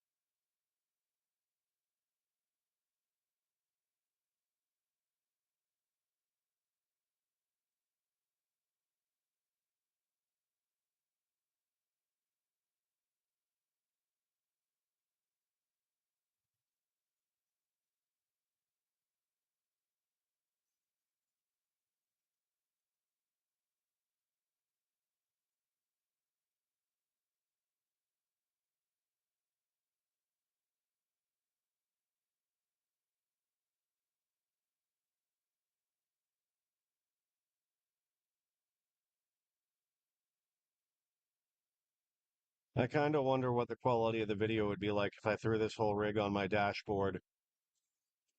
I may try that at some point.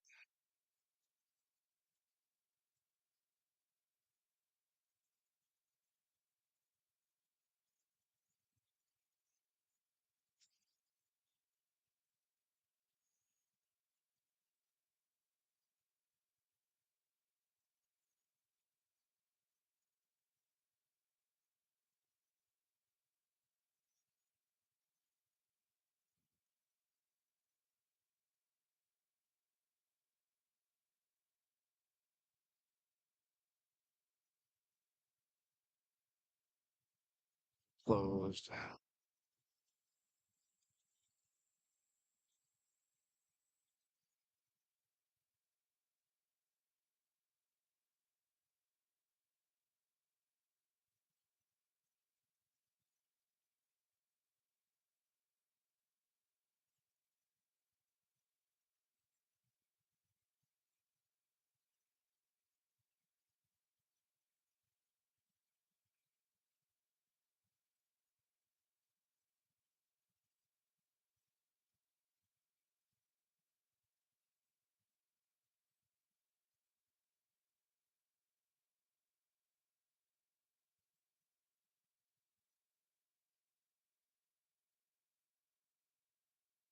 Surprised that there are still 4 of you in here, or at least that's what it's telling me.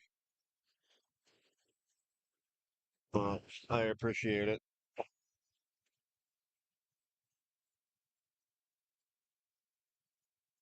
I guess the fun part's over now that we're driving in the dark.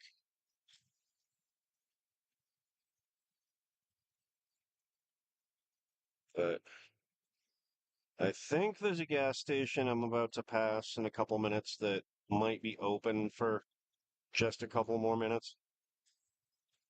Because I'd really love something to drink.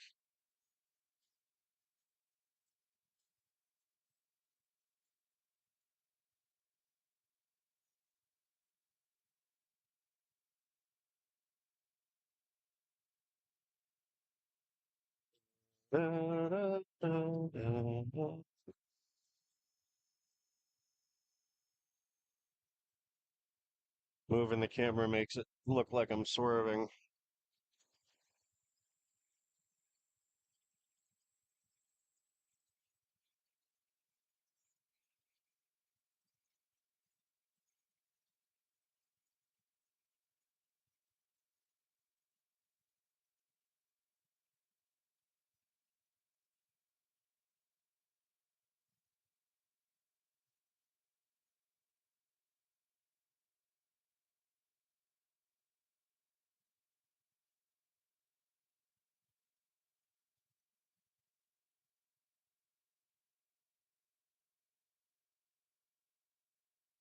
Oh, hey, Tom.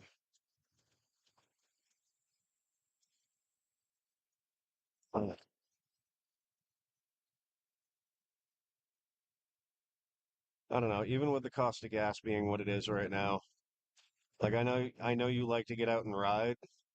I like to get out and drive.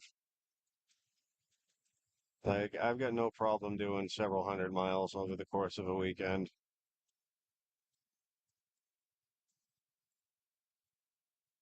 But this car is more increasingly being held together by best wishes. So I haven't been taking it on a lot of trips, plus the time constraints at work. And with my schedule changing, like, I don't know. Not too happy about losing an extra day. I could be coming up to the mountains, but I still do have a ton of vacation time for the year. So if I plan strategically, I can get some decent camping time in throughout the season. Because we're just getting over the hottest part of the year. It was like 56 the other night when I was in my hammock, and man, it was fantastic. Like, I love basically low 40s, like 40 degrees and up. I'm happy at night. But then I have to completely switch over my gear for anything below that.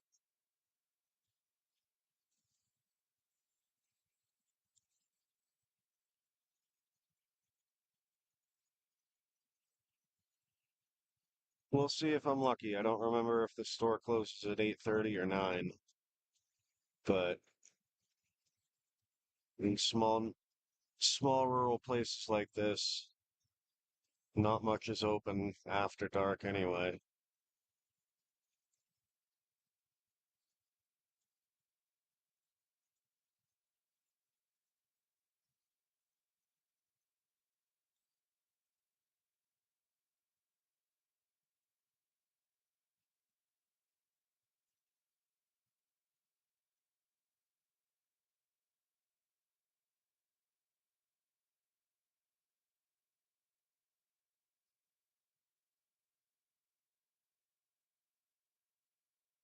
It's starting to rain. Son of a bitch.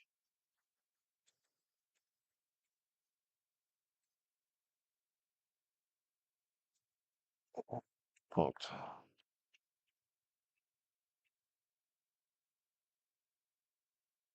All right, well, if it stays like this, I might have to pull the camera inside, and then you're just gonna have a view of the windshield wipers. But as soon as I get a green light, I'm around the corner from the gas station, which does look closed, but I can get under the awning and out of the rain to pull the rig in.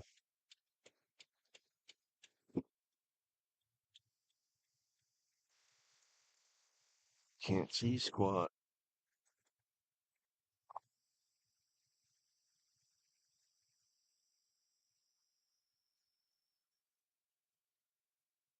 Yeah. Oh, they're open.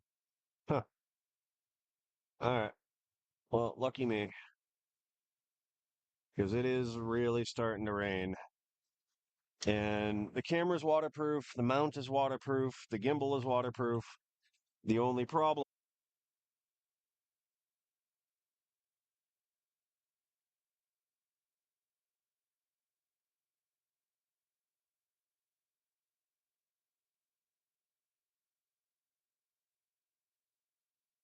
All right. I think we're back.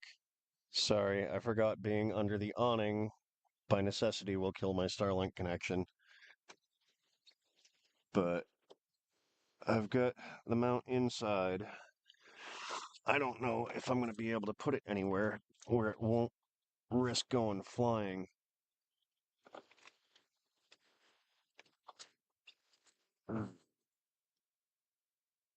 Because it won't stick to my dash. At least I don't think it's a textured surface. Because if I could, then I'd have something to work with. But I don't think it will. It's too tall.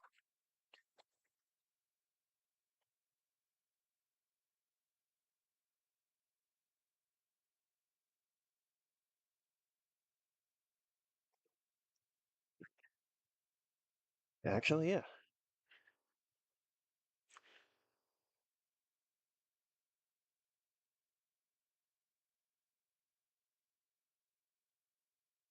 All right, so the camera itself is still wet, but all right. I'm gonna make some adjustments to the camera, but that's easy enough to do. While everything is still connected, then I can clean off the screen.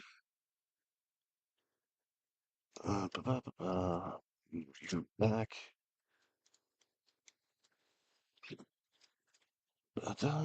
There's the mount. I don't trust that it's going to stay stuck to my dash, but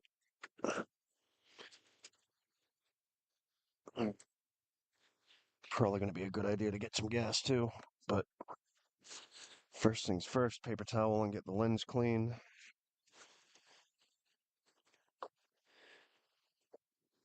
Adventure Nomad, I will stick with it. Um, Finally get the lens clean here. I'm going to have to deal with the fog and the dirty inside windshield so that hopefully the camera can see out.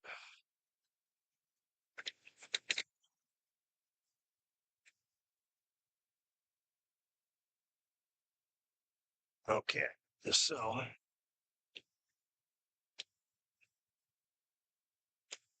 now it's inside the car.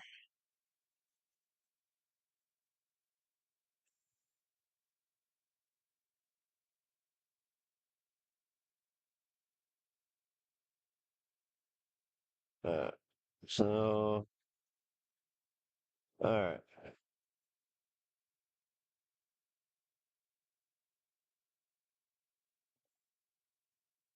check this. I gotta do, probably turn that off. Okay, I'm gonna leave the mic here. I'm gonna run into the store real quick, and I will be right back.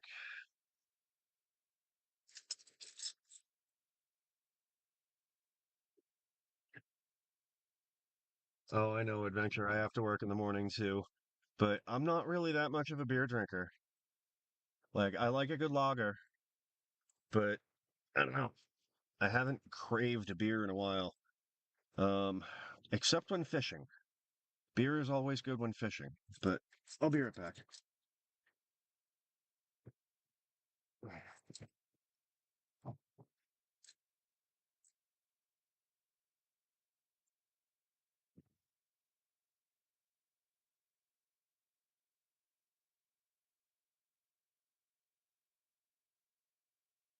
Oops, if I lock my doors.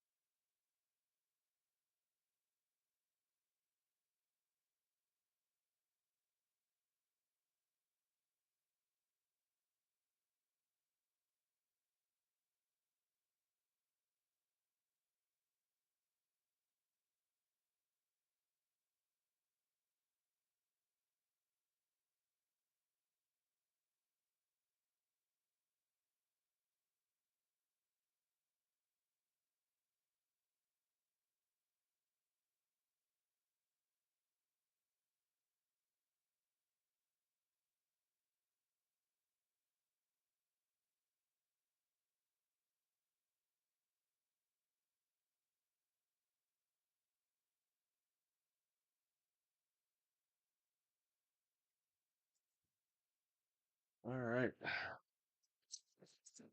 Ham.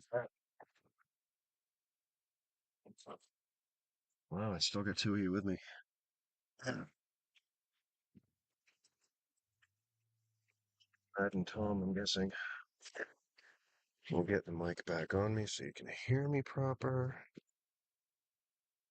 I got myself a nice gas station sandwich.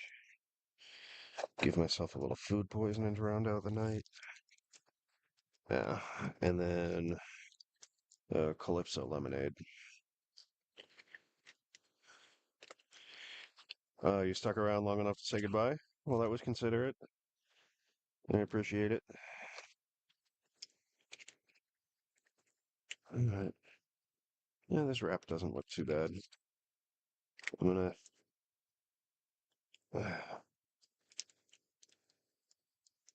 put some mayo on it, wrap it back up so I can eat it while I'm driving.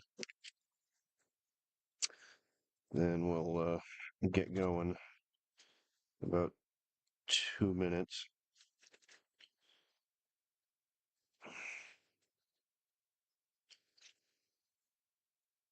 Gonna start heading south by a different route than I used to get up here.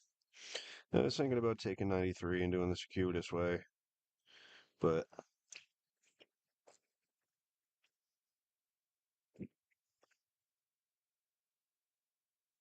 oh, absolutely, Tom. But I'm not going to be swinging by tonight.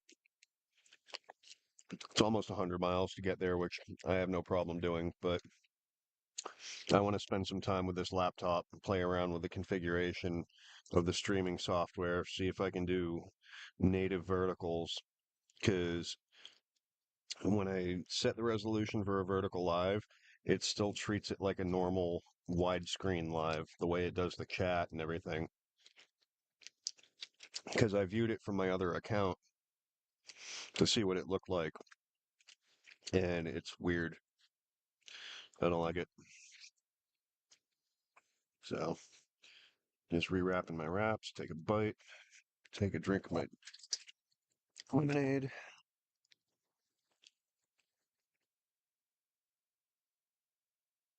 So I do actually have to get gas. Uh, I've got just enough to squeak by. Let's see, because it is expensive here. Um, 85 miles. Yeah, I can do that. We don't need no stinking gas. That's what the gas station sandwich is for. I'll convert this thing to propane before I get to my destination.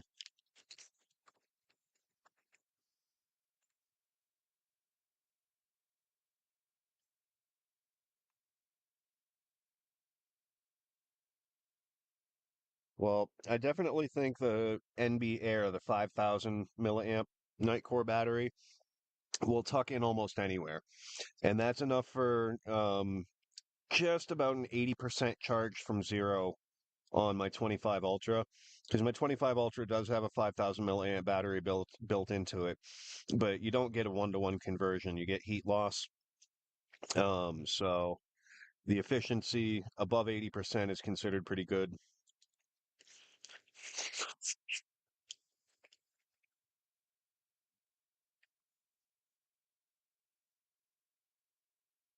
But I found that I haven't been using mine that much lately.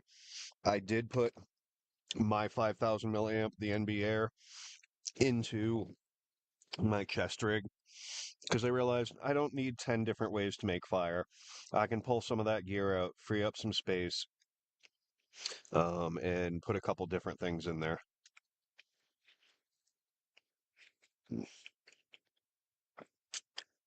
All right. I'm just about ready to hit the road.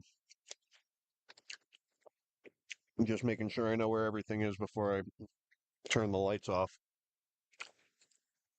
because I'll be damned if I don't misplace what I'm looking for like 5 times. Oh, look, 2 lighters hiding in the same place. What do you know? Never would have saw that coming.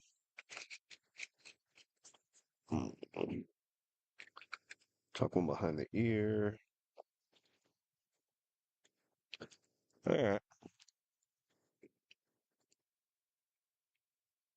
Hopefully this mount won't fall off.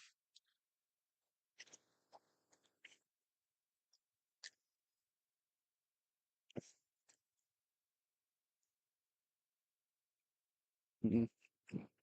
It's mounted to the right of center on my car, so the perspective's still going to be a little weird driving around. But it is what it is.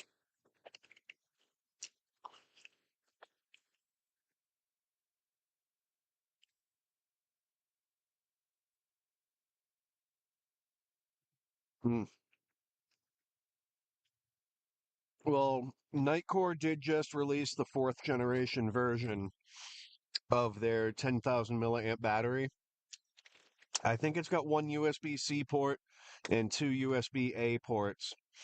But it's all carbon fiber. The only thing I don't like about it is the corners are a little too square.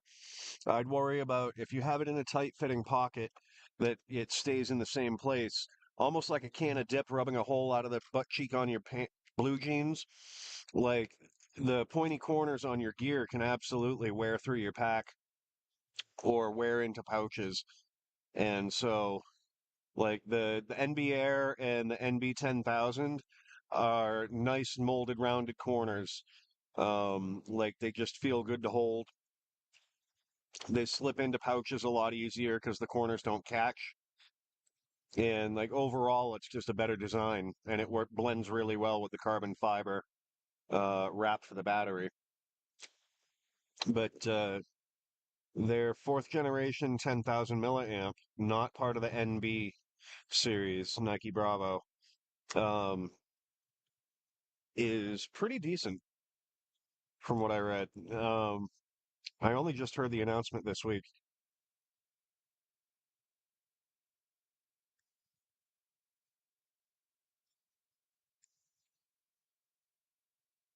but believe it or not, I've got a nearly 8-year old Energizer 20,000 milliamp that has USB micro in and out, USB C and USB A. And man, I've probably got thousands of charge discharge cycles on that thing. And I don't think it's lithium ion. Like it would have to be. NiCads would die way before now. But I have run that thing from full down to 3 or 4% hundreds and hundreds of times. And it's been great. It's just chunky. It's a chunky power supply or power bank.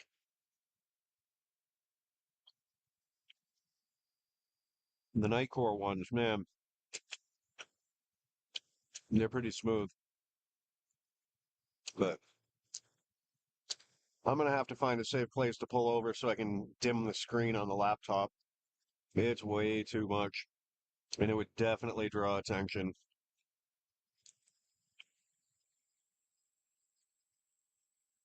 But I know that there isn't going to be a really good place to do that for a little bit, and I do have somebody on my tail. So I'd like to find a decent place to pull over.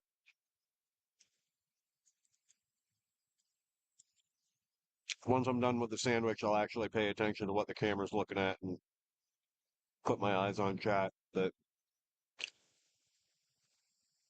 right now, I'm trying to block out the brightness from the laptop so I can see the road decently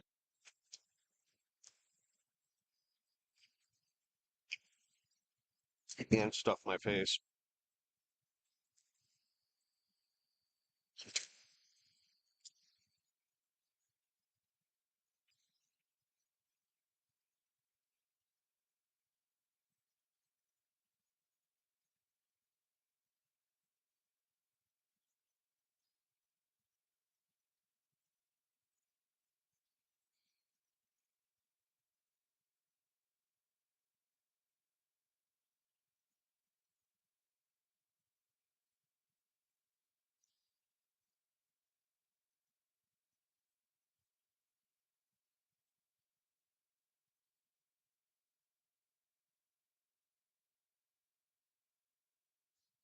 And of course, now the rain stopped, so I could probably throw this thing back on the roof in a little bit. But when I pull over, I'll check the radar and see how things are looking. I never really trust the weather reports anymore.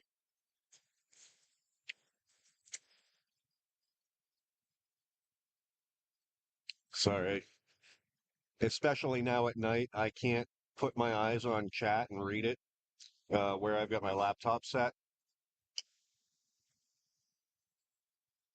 because the text is too small and the screen is too bright, and I got to pull over and figure out a way to deal with it.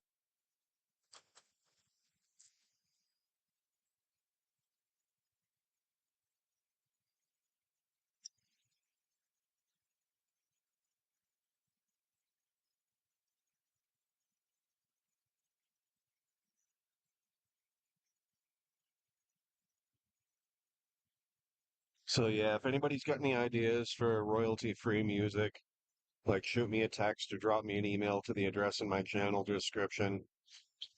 Like I'm content to drive in silence, but for the sake of the stream, I should probably have some music going in the background when I'm not talking.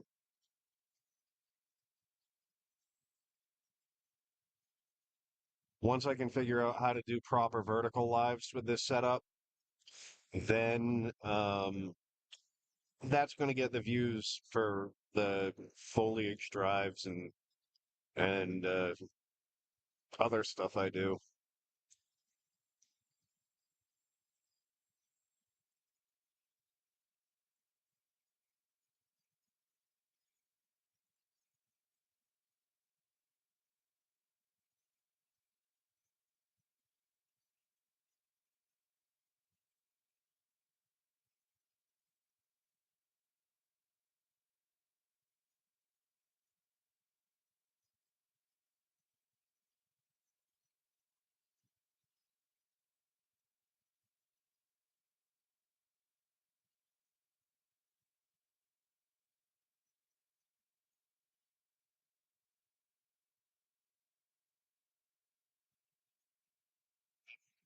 Oh shit.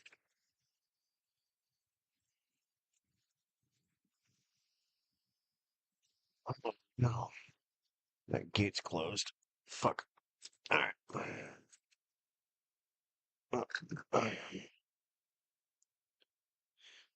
Yeah, backseat drivers suck.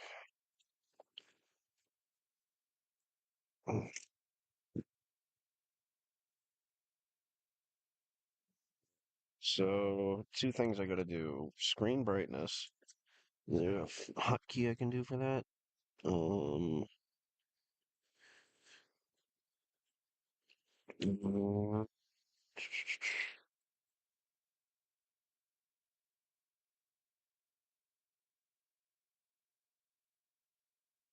Here's brightness. Okay, that's good. Now, let's see if I can figure out how the hell to make the text on the chat bigger. Let's see.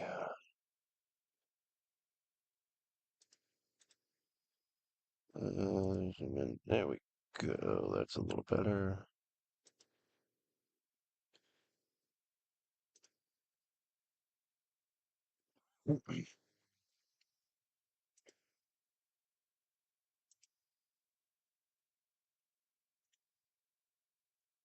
Enhance, enhance, enhance.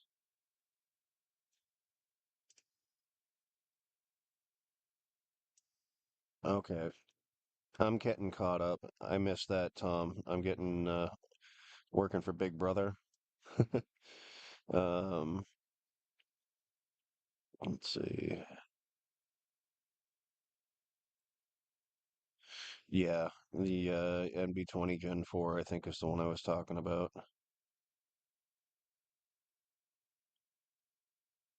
All right.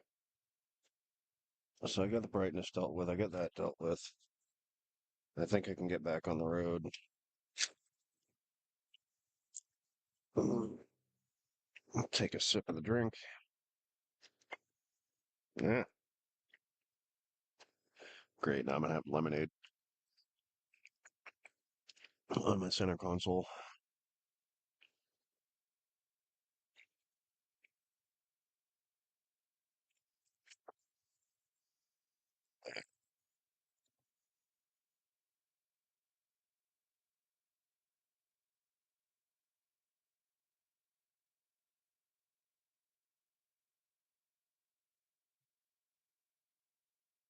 It's still a little bright, but a lot better than it was.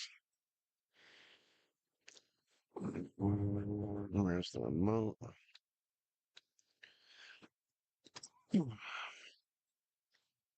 Okay.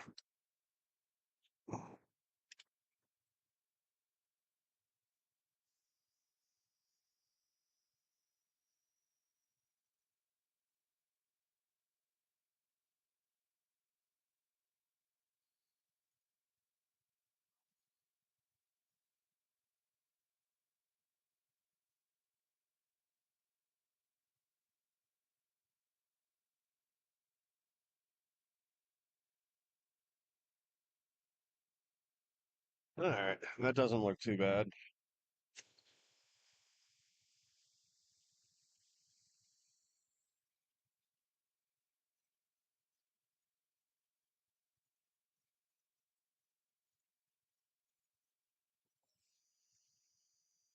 Son of a bitch.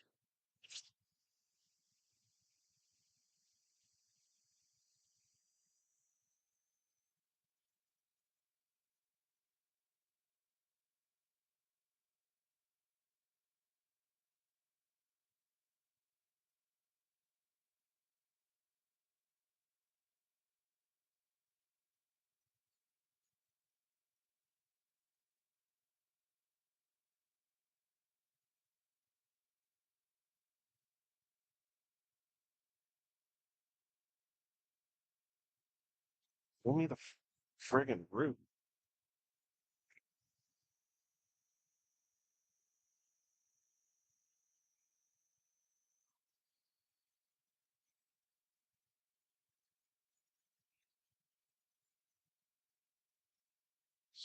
Think. What's that?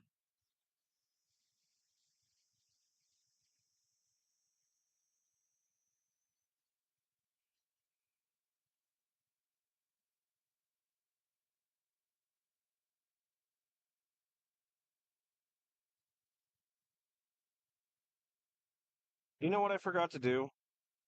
I forgot to check the radar, and I forgot to mount the camera back on the roof, because that'll make things a whole lot better to look at if I'm going to bother continuing to live, because I don't like how little view you have inside behind the glass.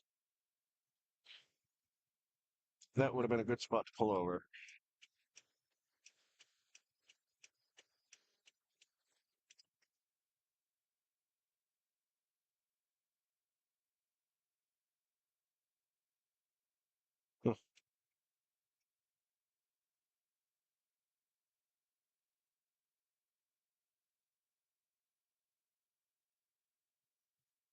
Let's get off the road a little bit. And get things mounted back up on top, perhaps.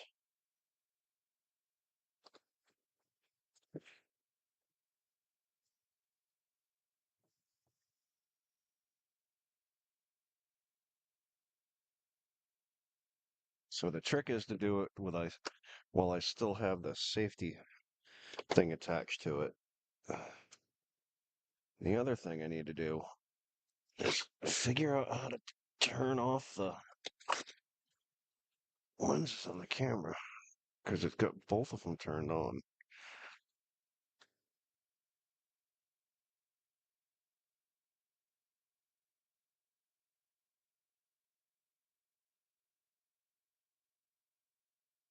But I'll have to figure it out in a second.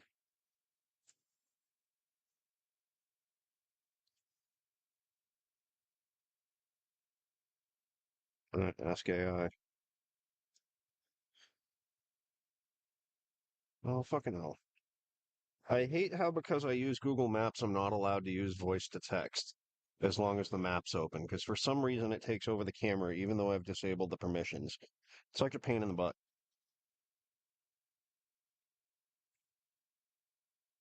Gemini, how do I turn off the front and rear screens of my Osmo Actions? Oh, come on.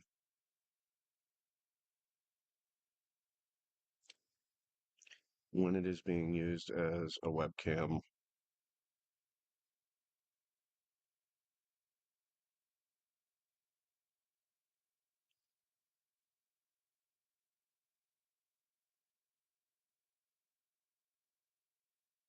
Okay. Power button tap. Um, once the camera is plugged in, tap the quick switch power button once, but the camera will continue to screen.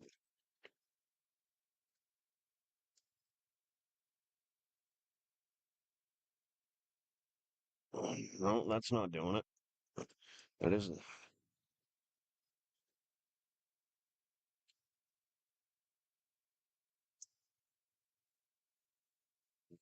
Um, and it's starting to rain again anyway. So much for that idea. Close the sunroof.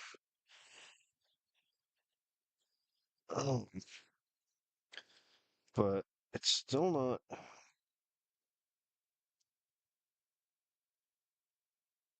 It's still not letting me turn off the front and rear screens on the camera, which is annoying. But I guess I'll stick this back up on the dash and we'll drive. Uh,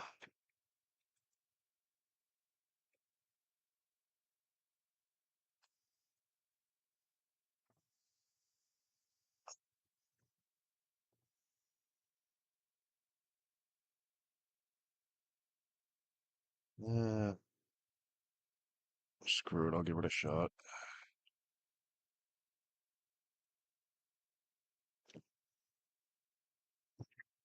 Just the thingy.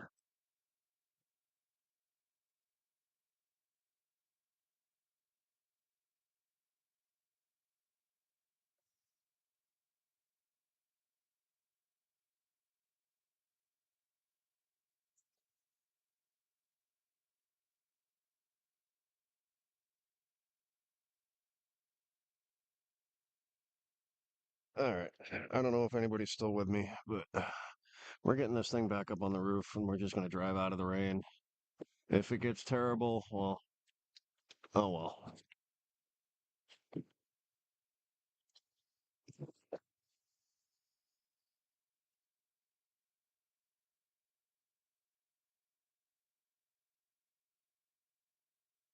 Phone back up here. Get the map going again. Get my window up. We'll get driving, and we'll see how it goes.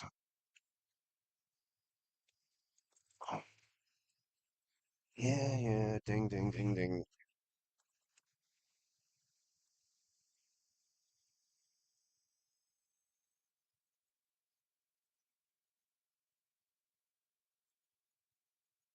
On the road again. Yeah, that's close as I'm getting to singing. But we are on the road again.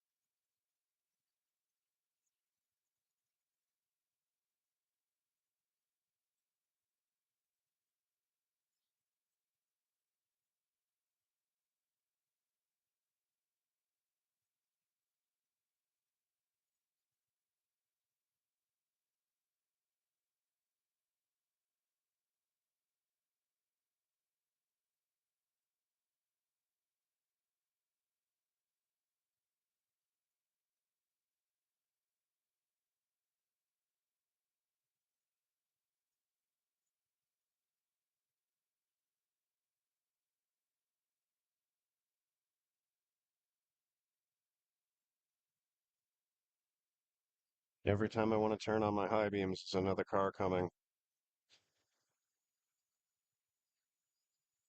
So one of the things that annoys me is, yeah, this rig is pretty tall and it draws attention on its own, but especially at night, the front and rear screens on the action camera stay on when it's plugged in on as webcam mode. So it's like a little 2-inch square beacon of light on the roof of my car. So I wonder if there's any possibility I'd get pulled over just because of it. I mean, it's mounted securely, so they can't really say shit, but they could find some pretext.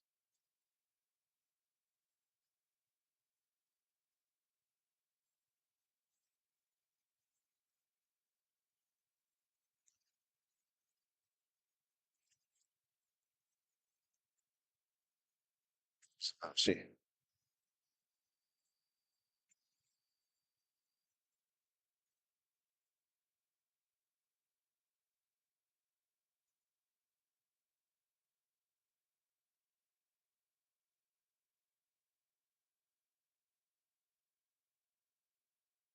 back? Are we streaming? Are we live?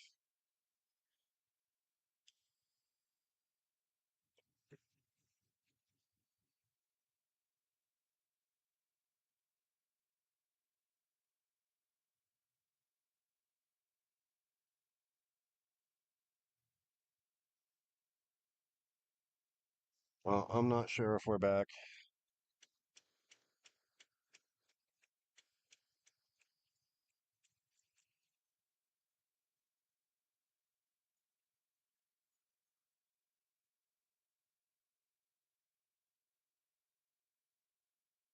Maybe we're back.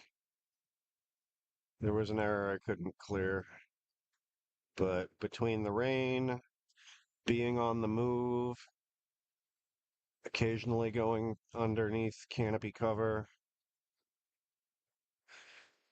I'm surprised it's been as stable as it has been so far. But we're about to hop on the highway for a little bit.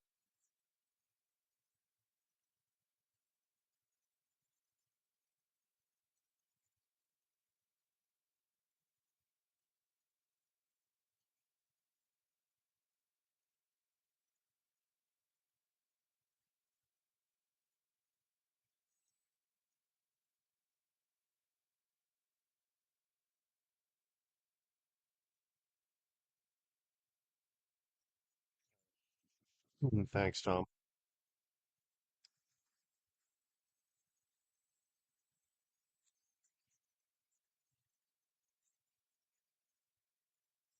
Yeah, at least with the YouTube app, it gives you the little spinning buffering wheel to let you know instantly when you're not streaming. On this one, I gotta figure it out a bit more. It's got all sorts of analytics under the hood for the stream connection, your video quality, all this other stuff. But I'll poke around with it a bit tonight. There's also another method of streaming that I could try out for shorter durations, because if I have a good cellular connection, I can use the Wi-Fi to connect to the Osmo, the action camera, and I could do it that way, and then monitor the chat on my cell, but then have the action camera on a tripod. So like if I get it set up at camp, I can put it further away from me and get a wider view, but then still have the chat pop up on my phone. So I do want to play with that, but that's better suited for shorter lives because that means that your Wi-Fi and Bluetooth radios are both cranking away, as well as the data connection for the cell phone. And obviously, unless I plug an Ethernet adapter from my Starlink into the phone, I can't use Wi-Fi and the action camera at the same time.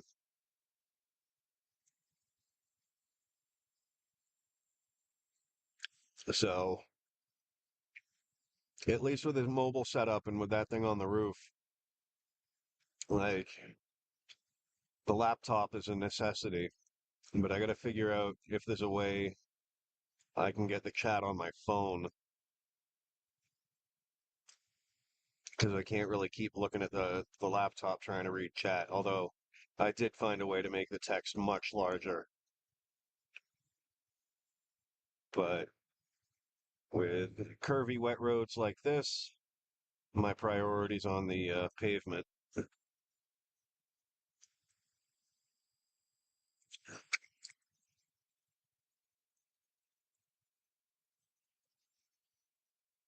I am on Route 93 at the moment,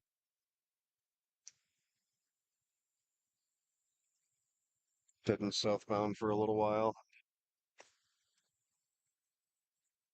So I'm coming through Franconia Notch.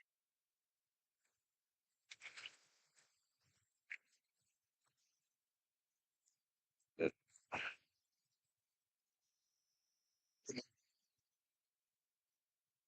When we've got better weather, because my work schedule is changing, I'll actually be able to do evening drives. So I'm gonna have to start paying attention to my data consumption on my Starlink plan because I haven't been using it a hell of a lot, except for the random live here or there. But if I start doing regular driving around, then that's going to eat it up pretty quick. Because after I go over, I forget if I get 50 gig or 100 gig, one or the other. Maybe 100 gig. I'll have to look into it. Yeah, I think I've got the 100 gig plan, but over that, it costs per gigabyte.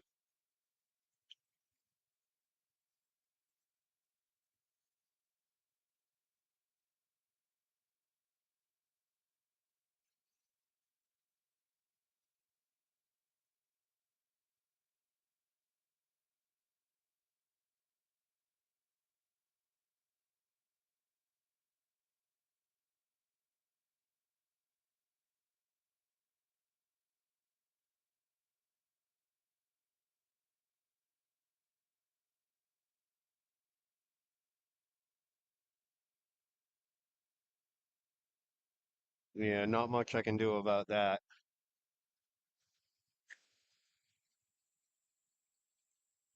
Sorry.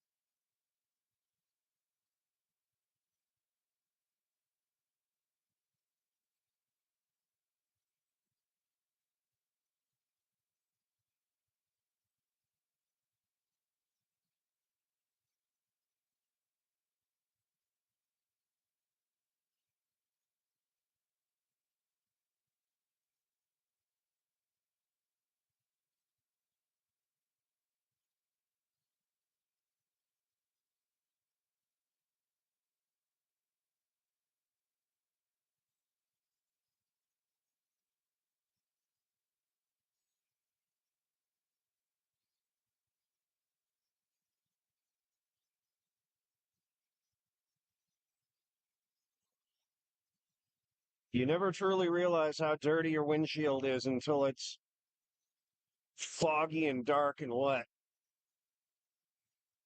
And then everything makes starbursts and glare.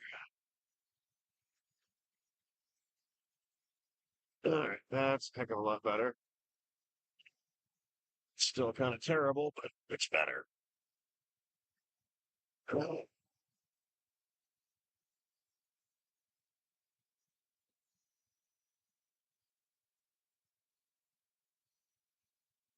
At least I've got a small section of glass that's not streaked.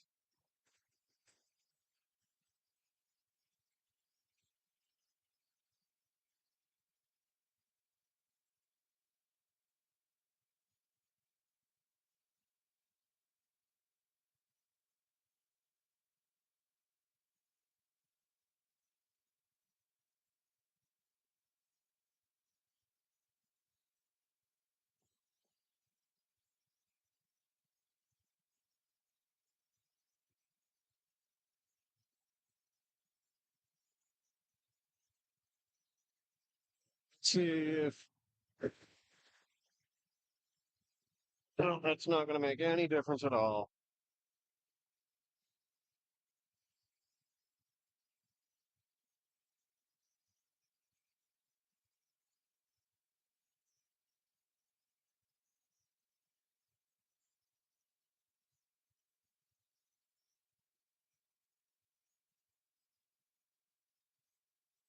And it's actually coming down a lot more.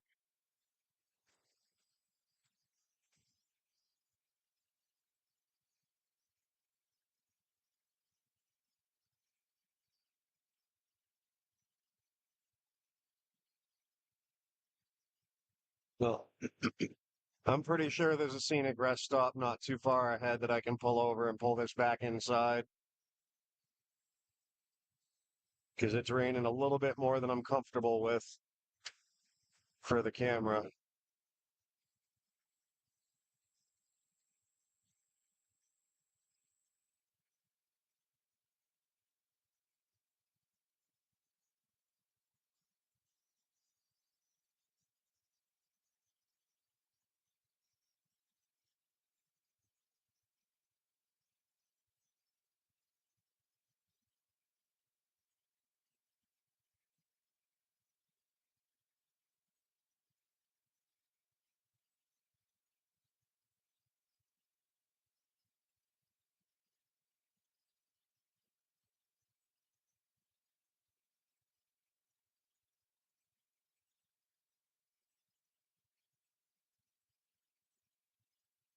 So, yes, at least around here where there's no big cities or towns I want to go through, night driving is going to be where I cut the limit. So I'm going to have to plan my lives to be before sunset, or so I can arrive at a destination before sunset.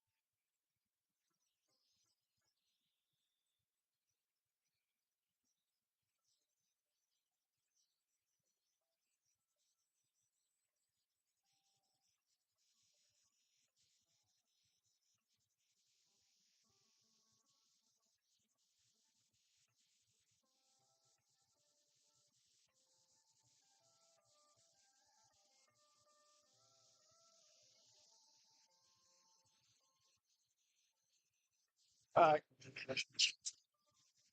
yeah, it went dark when I turned the camera from rear facing to in front of me. There's just no light on the side of the car.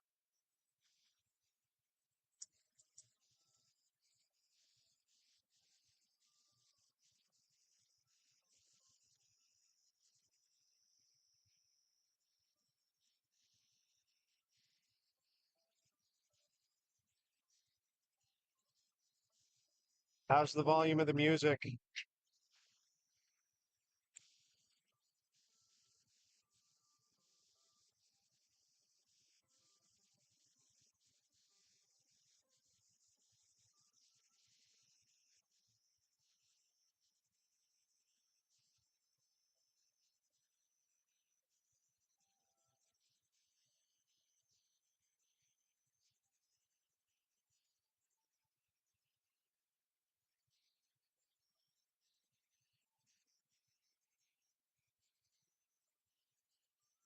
Huh. That's really weird how it filters it out because I've got the music up pretty loud.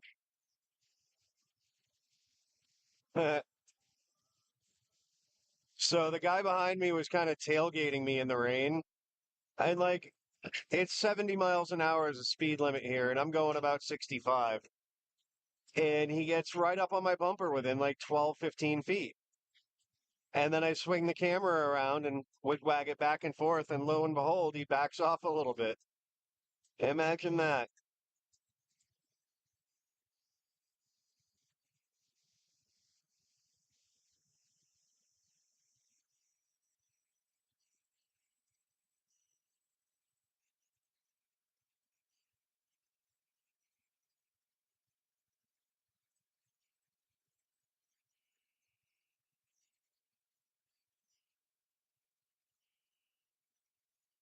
So I will at some point have to look at other accessories to go along with this setup. I now have an Ethernet cable for the Starlink so that I can connect it to the laptop. Yeah. But also, I can get a small USB-C to Ethernet adapter I can plug into my phone, and that way it'll leave my Wi-Fi available to connect to the camera so I can do alternate setups. Because technically, with everything I've got, I can do multi-camera lives and just switch back and forth between the feeds for like different angles at camp, like the campfire versus me cooking or whatever. So it's a thought to play around with, but a learning curve with all the technology. At least it stopped raining.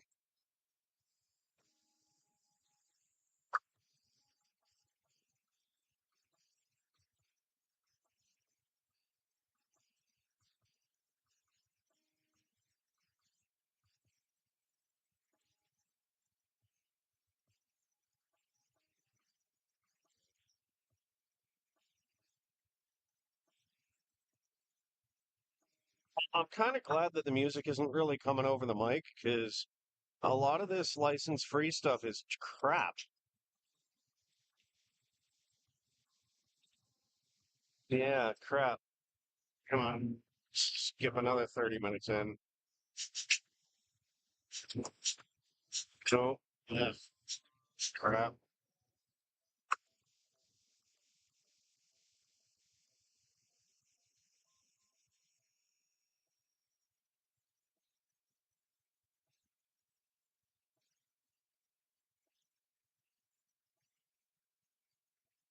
Oh well. That was another thing I had a hard time with is finding decent music to use for my videos. I guess with shorts now it doesn't really matter. You can clip any song and they're fine with it. But in long forms, yeah, even sound bites, they'll flag you for.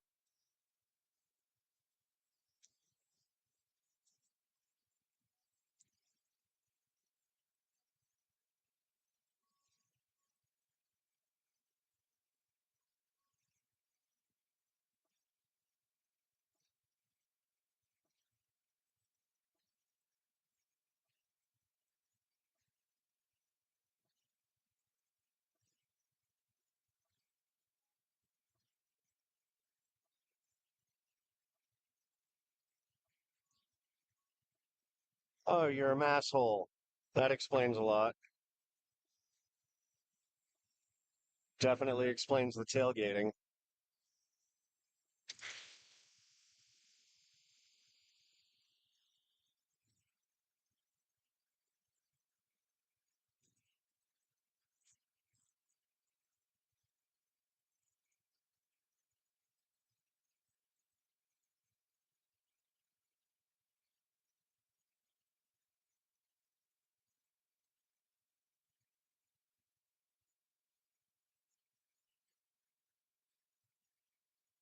Oh, I know. I mean, it's one of those pot calling the kettle black scenarios. I know I'm a recovering masshole, born, raised, and escaped, but I'd like to think I've been rehabilitated. But I don't know. I grew up there, but I didn't drink the water. Let's put it that way.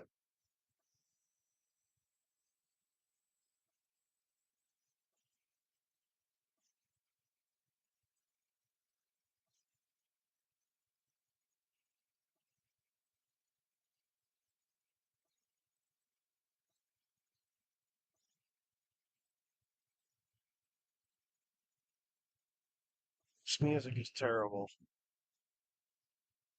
I'm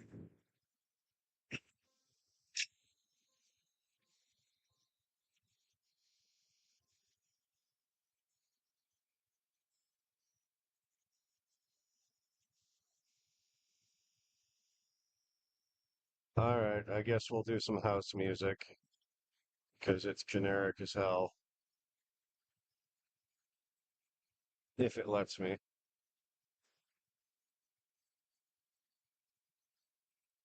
You right there, bud?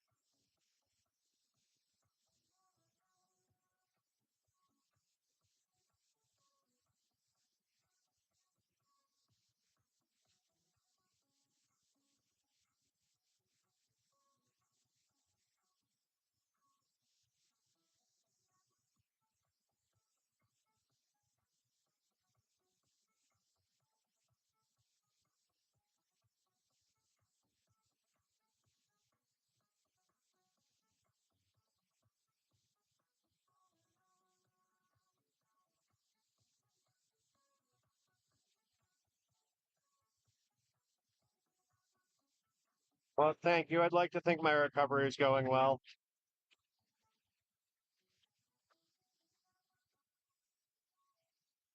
I'm gonna try something with the audio real quick.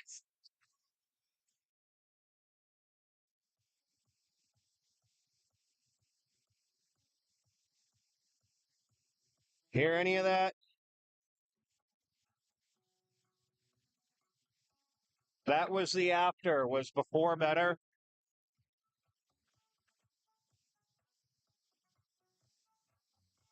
Because if I think I do this with both of them, that gives echo.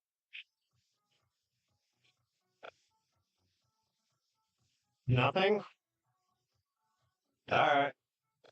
Yeah, I've got no idea why the music isn't coming out over the mic. It's loud.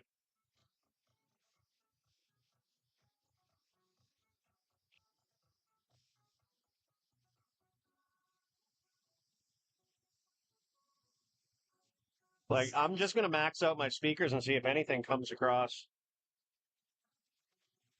Okay. I know why the echo's there. Now the echo should be gone.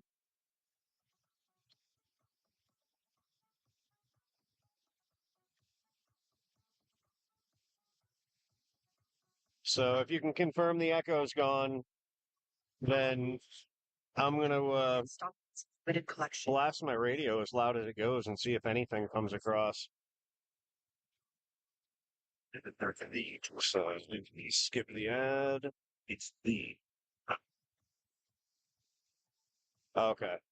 So at least now I know exactly what's causing the echo, and I can remove that other input so that it only goes through the mic mini rather. But now I'm just gonna keep increasing the music until my eardrums bleed.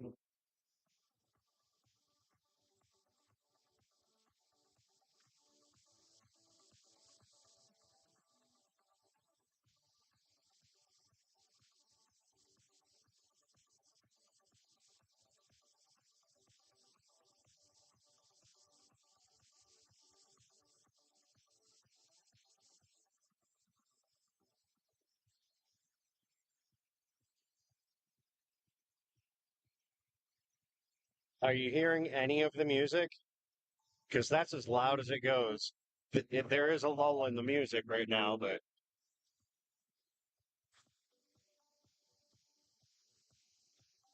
that's got to be coming through.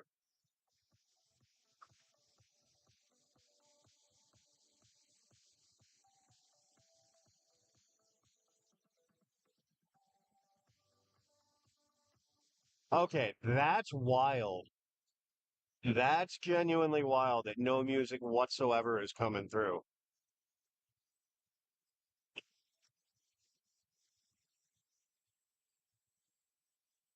How are they?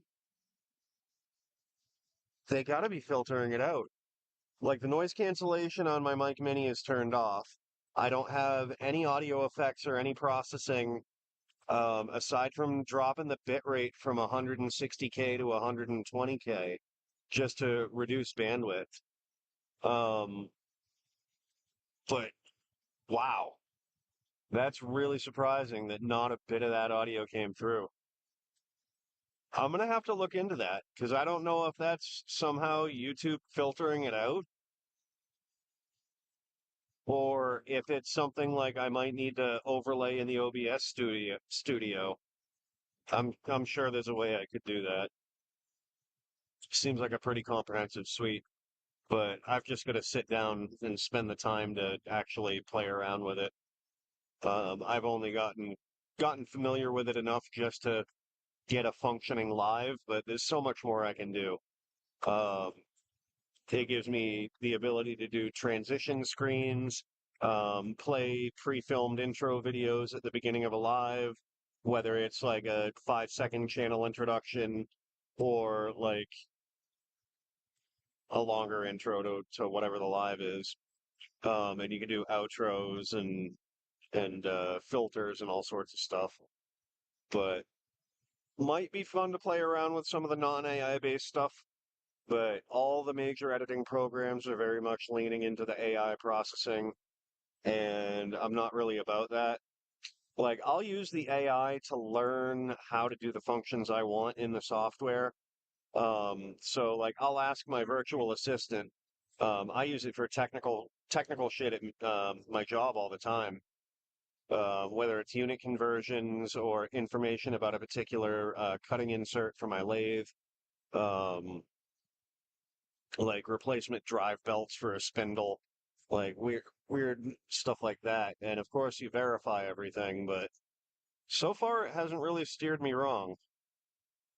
I have found it has used incorrect facts, like during general searches, like when I do it on a Google search. Their AI is fairly misleading, but as far as the video editing goes, like I don't want crazy effects and whatnot. Maybe some sharper transitions, maybe a way to control lighting and exposure a little bit better. Because now that I've got the quality of cameras, as long as I'm consistent with the format that I'm filming in, the editing will be pretty seamless, and I can hopefully do a couple really nice outdoor videos. I want to do some like silent cinematography of the outdoors, like a quiet hike up a little waterfall or, you know, little hidden gems in the middle of the woods. Um, I still have to get around to familiarizing myself with the Osmo 8.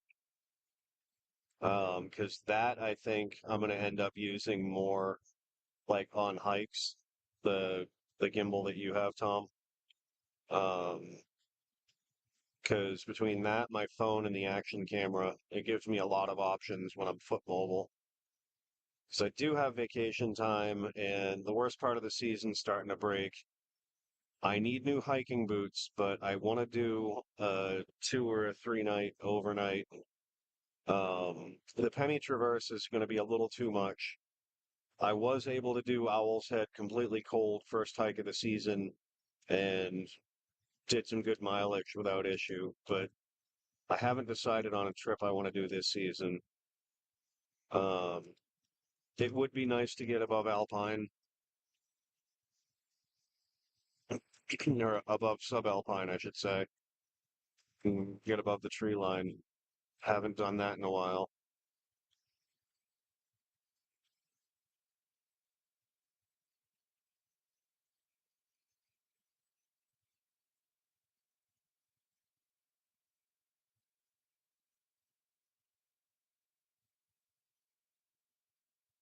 Yeah, so between the Osmo 8 and this pan tilt head, because I can throw this thing on a tripod no problem, or you sit it on a table or put it on the ground.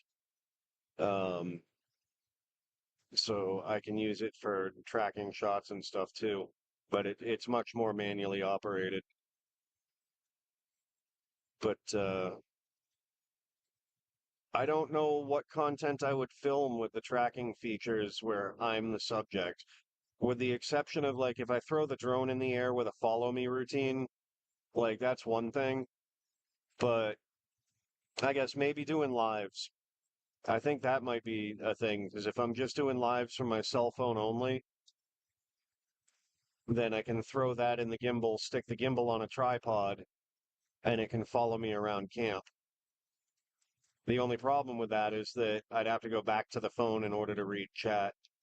So, I mean, it's one thing if I'm like, all right, well, I'm going to spend 10 minutes processing firewood so you can watch me play Paul Bunyan and I'll get back to you when I'm done chopping.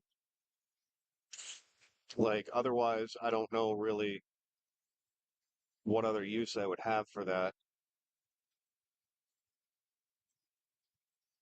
But it certainly does open up certain types of shots that I think look really cool.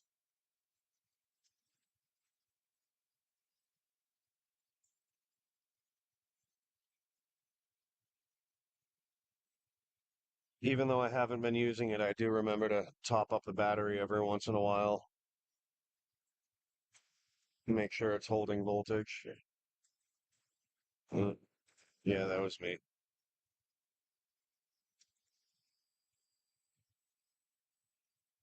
I'll be getting off the highway soon,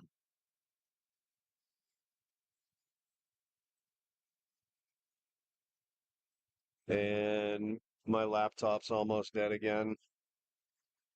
Well, so I've got about a mile and a half to go before I get off the highway. And when I do, I'm going to find the first place I can to pull over, and I'm going to end the stream. I still have some driving ahead of me. I get batteries I need to recharge. Um, and then a bit more configuration and messing around with the laptop. But I appreciate the company.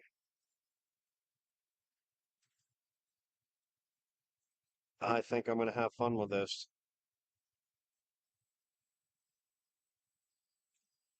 because it's definitely a neat capability to have.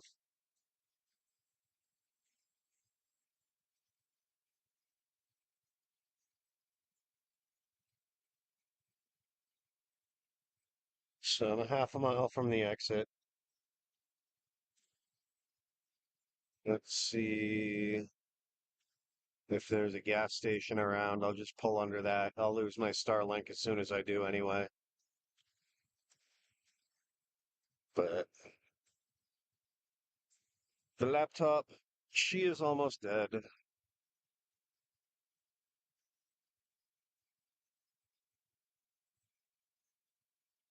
Me too.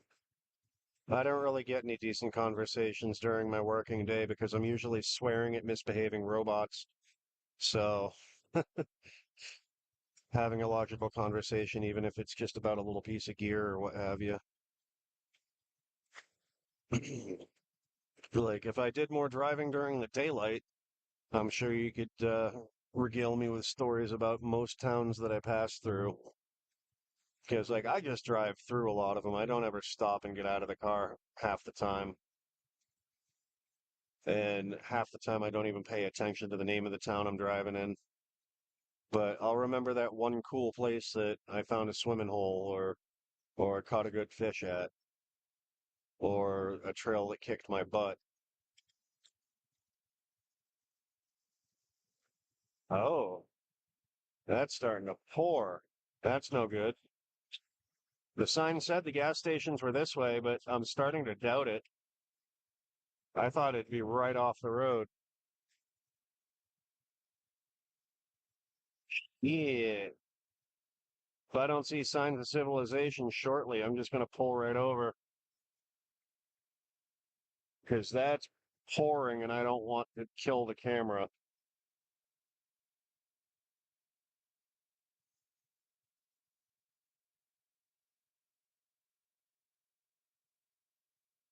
Okay, I see it.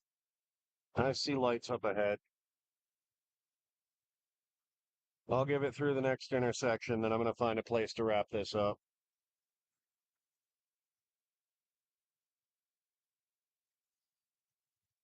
Because the Osmo is waterproof. I can dive to like 10 meters with it, but the battery door is open because the USB cable's connected.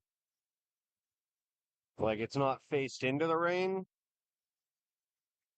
and I'm not going super fast right now, but every passing moment makes me a little more uneasy. Stick the damn thing in a bag of rice tomorrow. All right, here's a gas station. I'm pulling in. I appreciate it, but I'm about to lose my signal as soon as I get under this awning. Have a great night. Oh, I remember this gas station. Oh, dang it, she's not working. Oh well.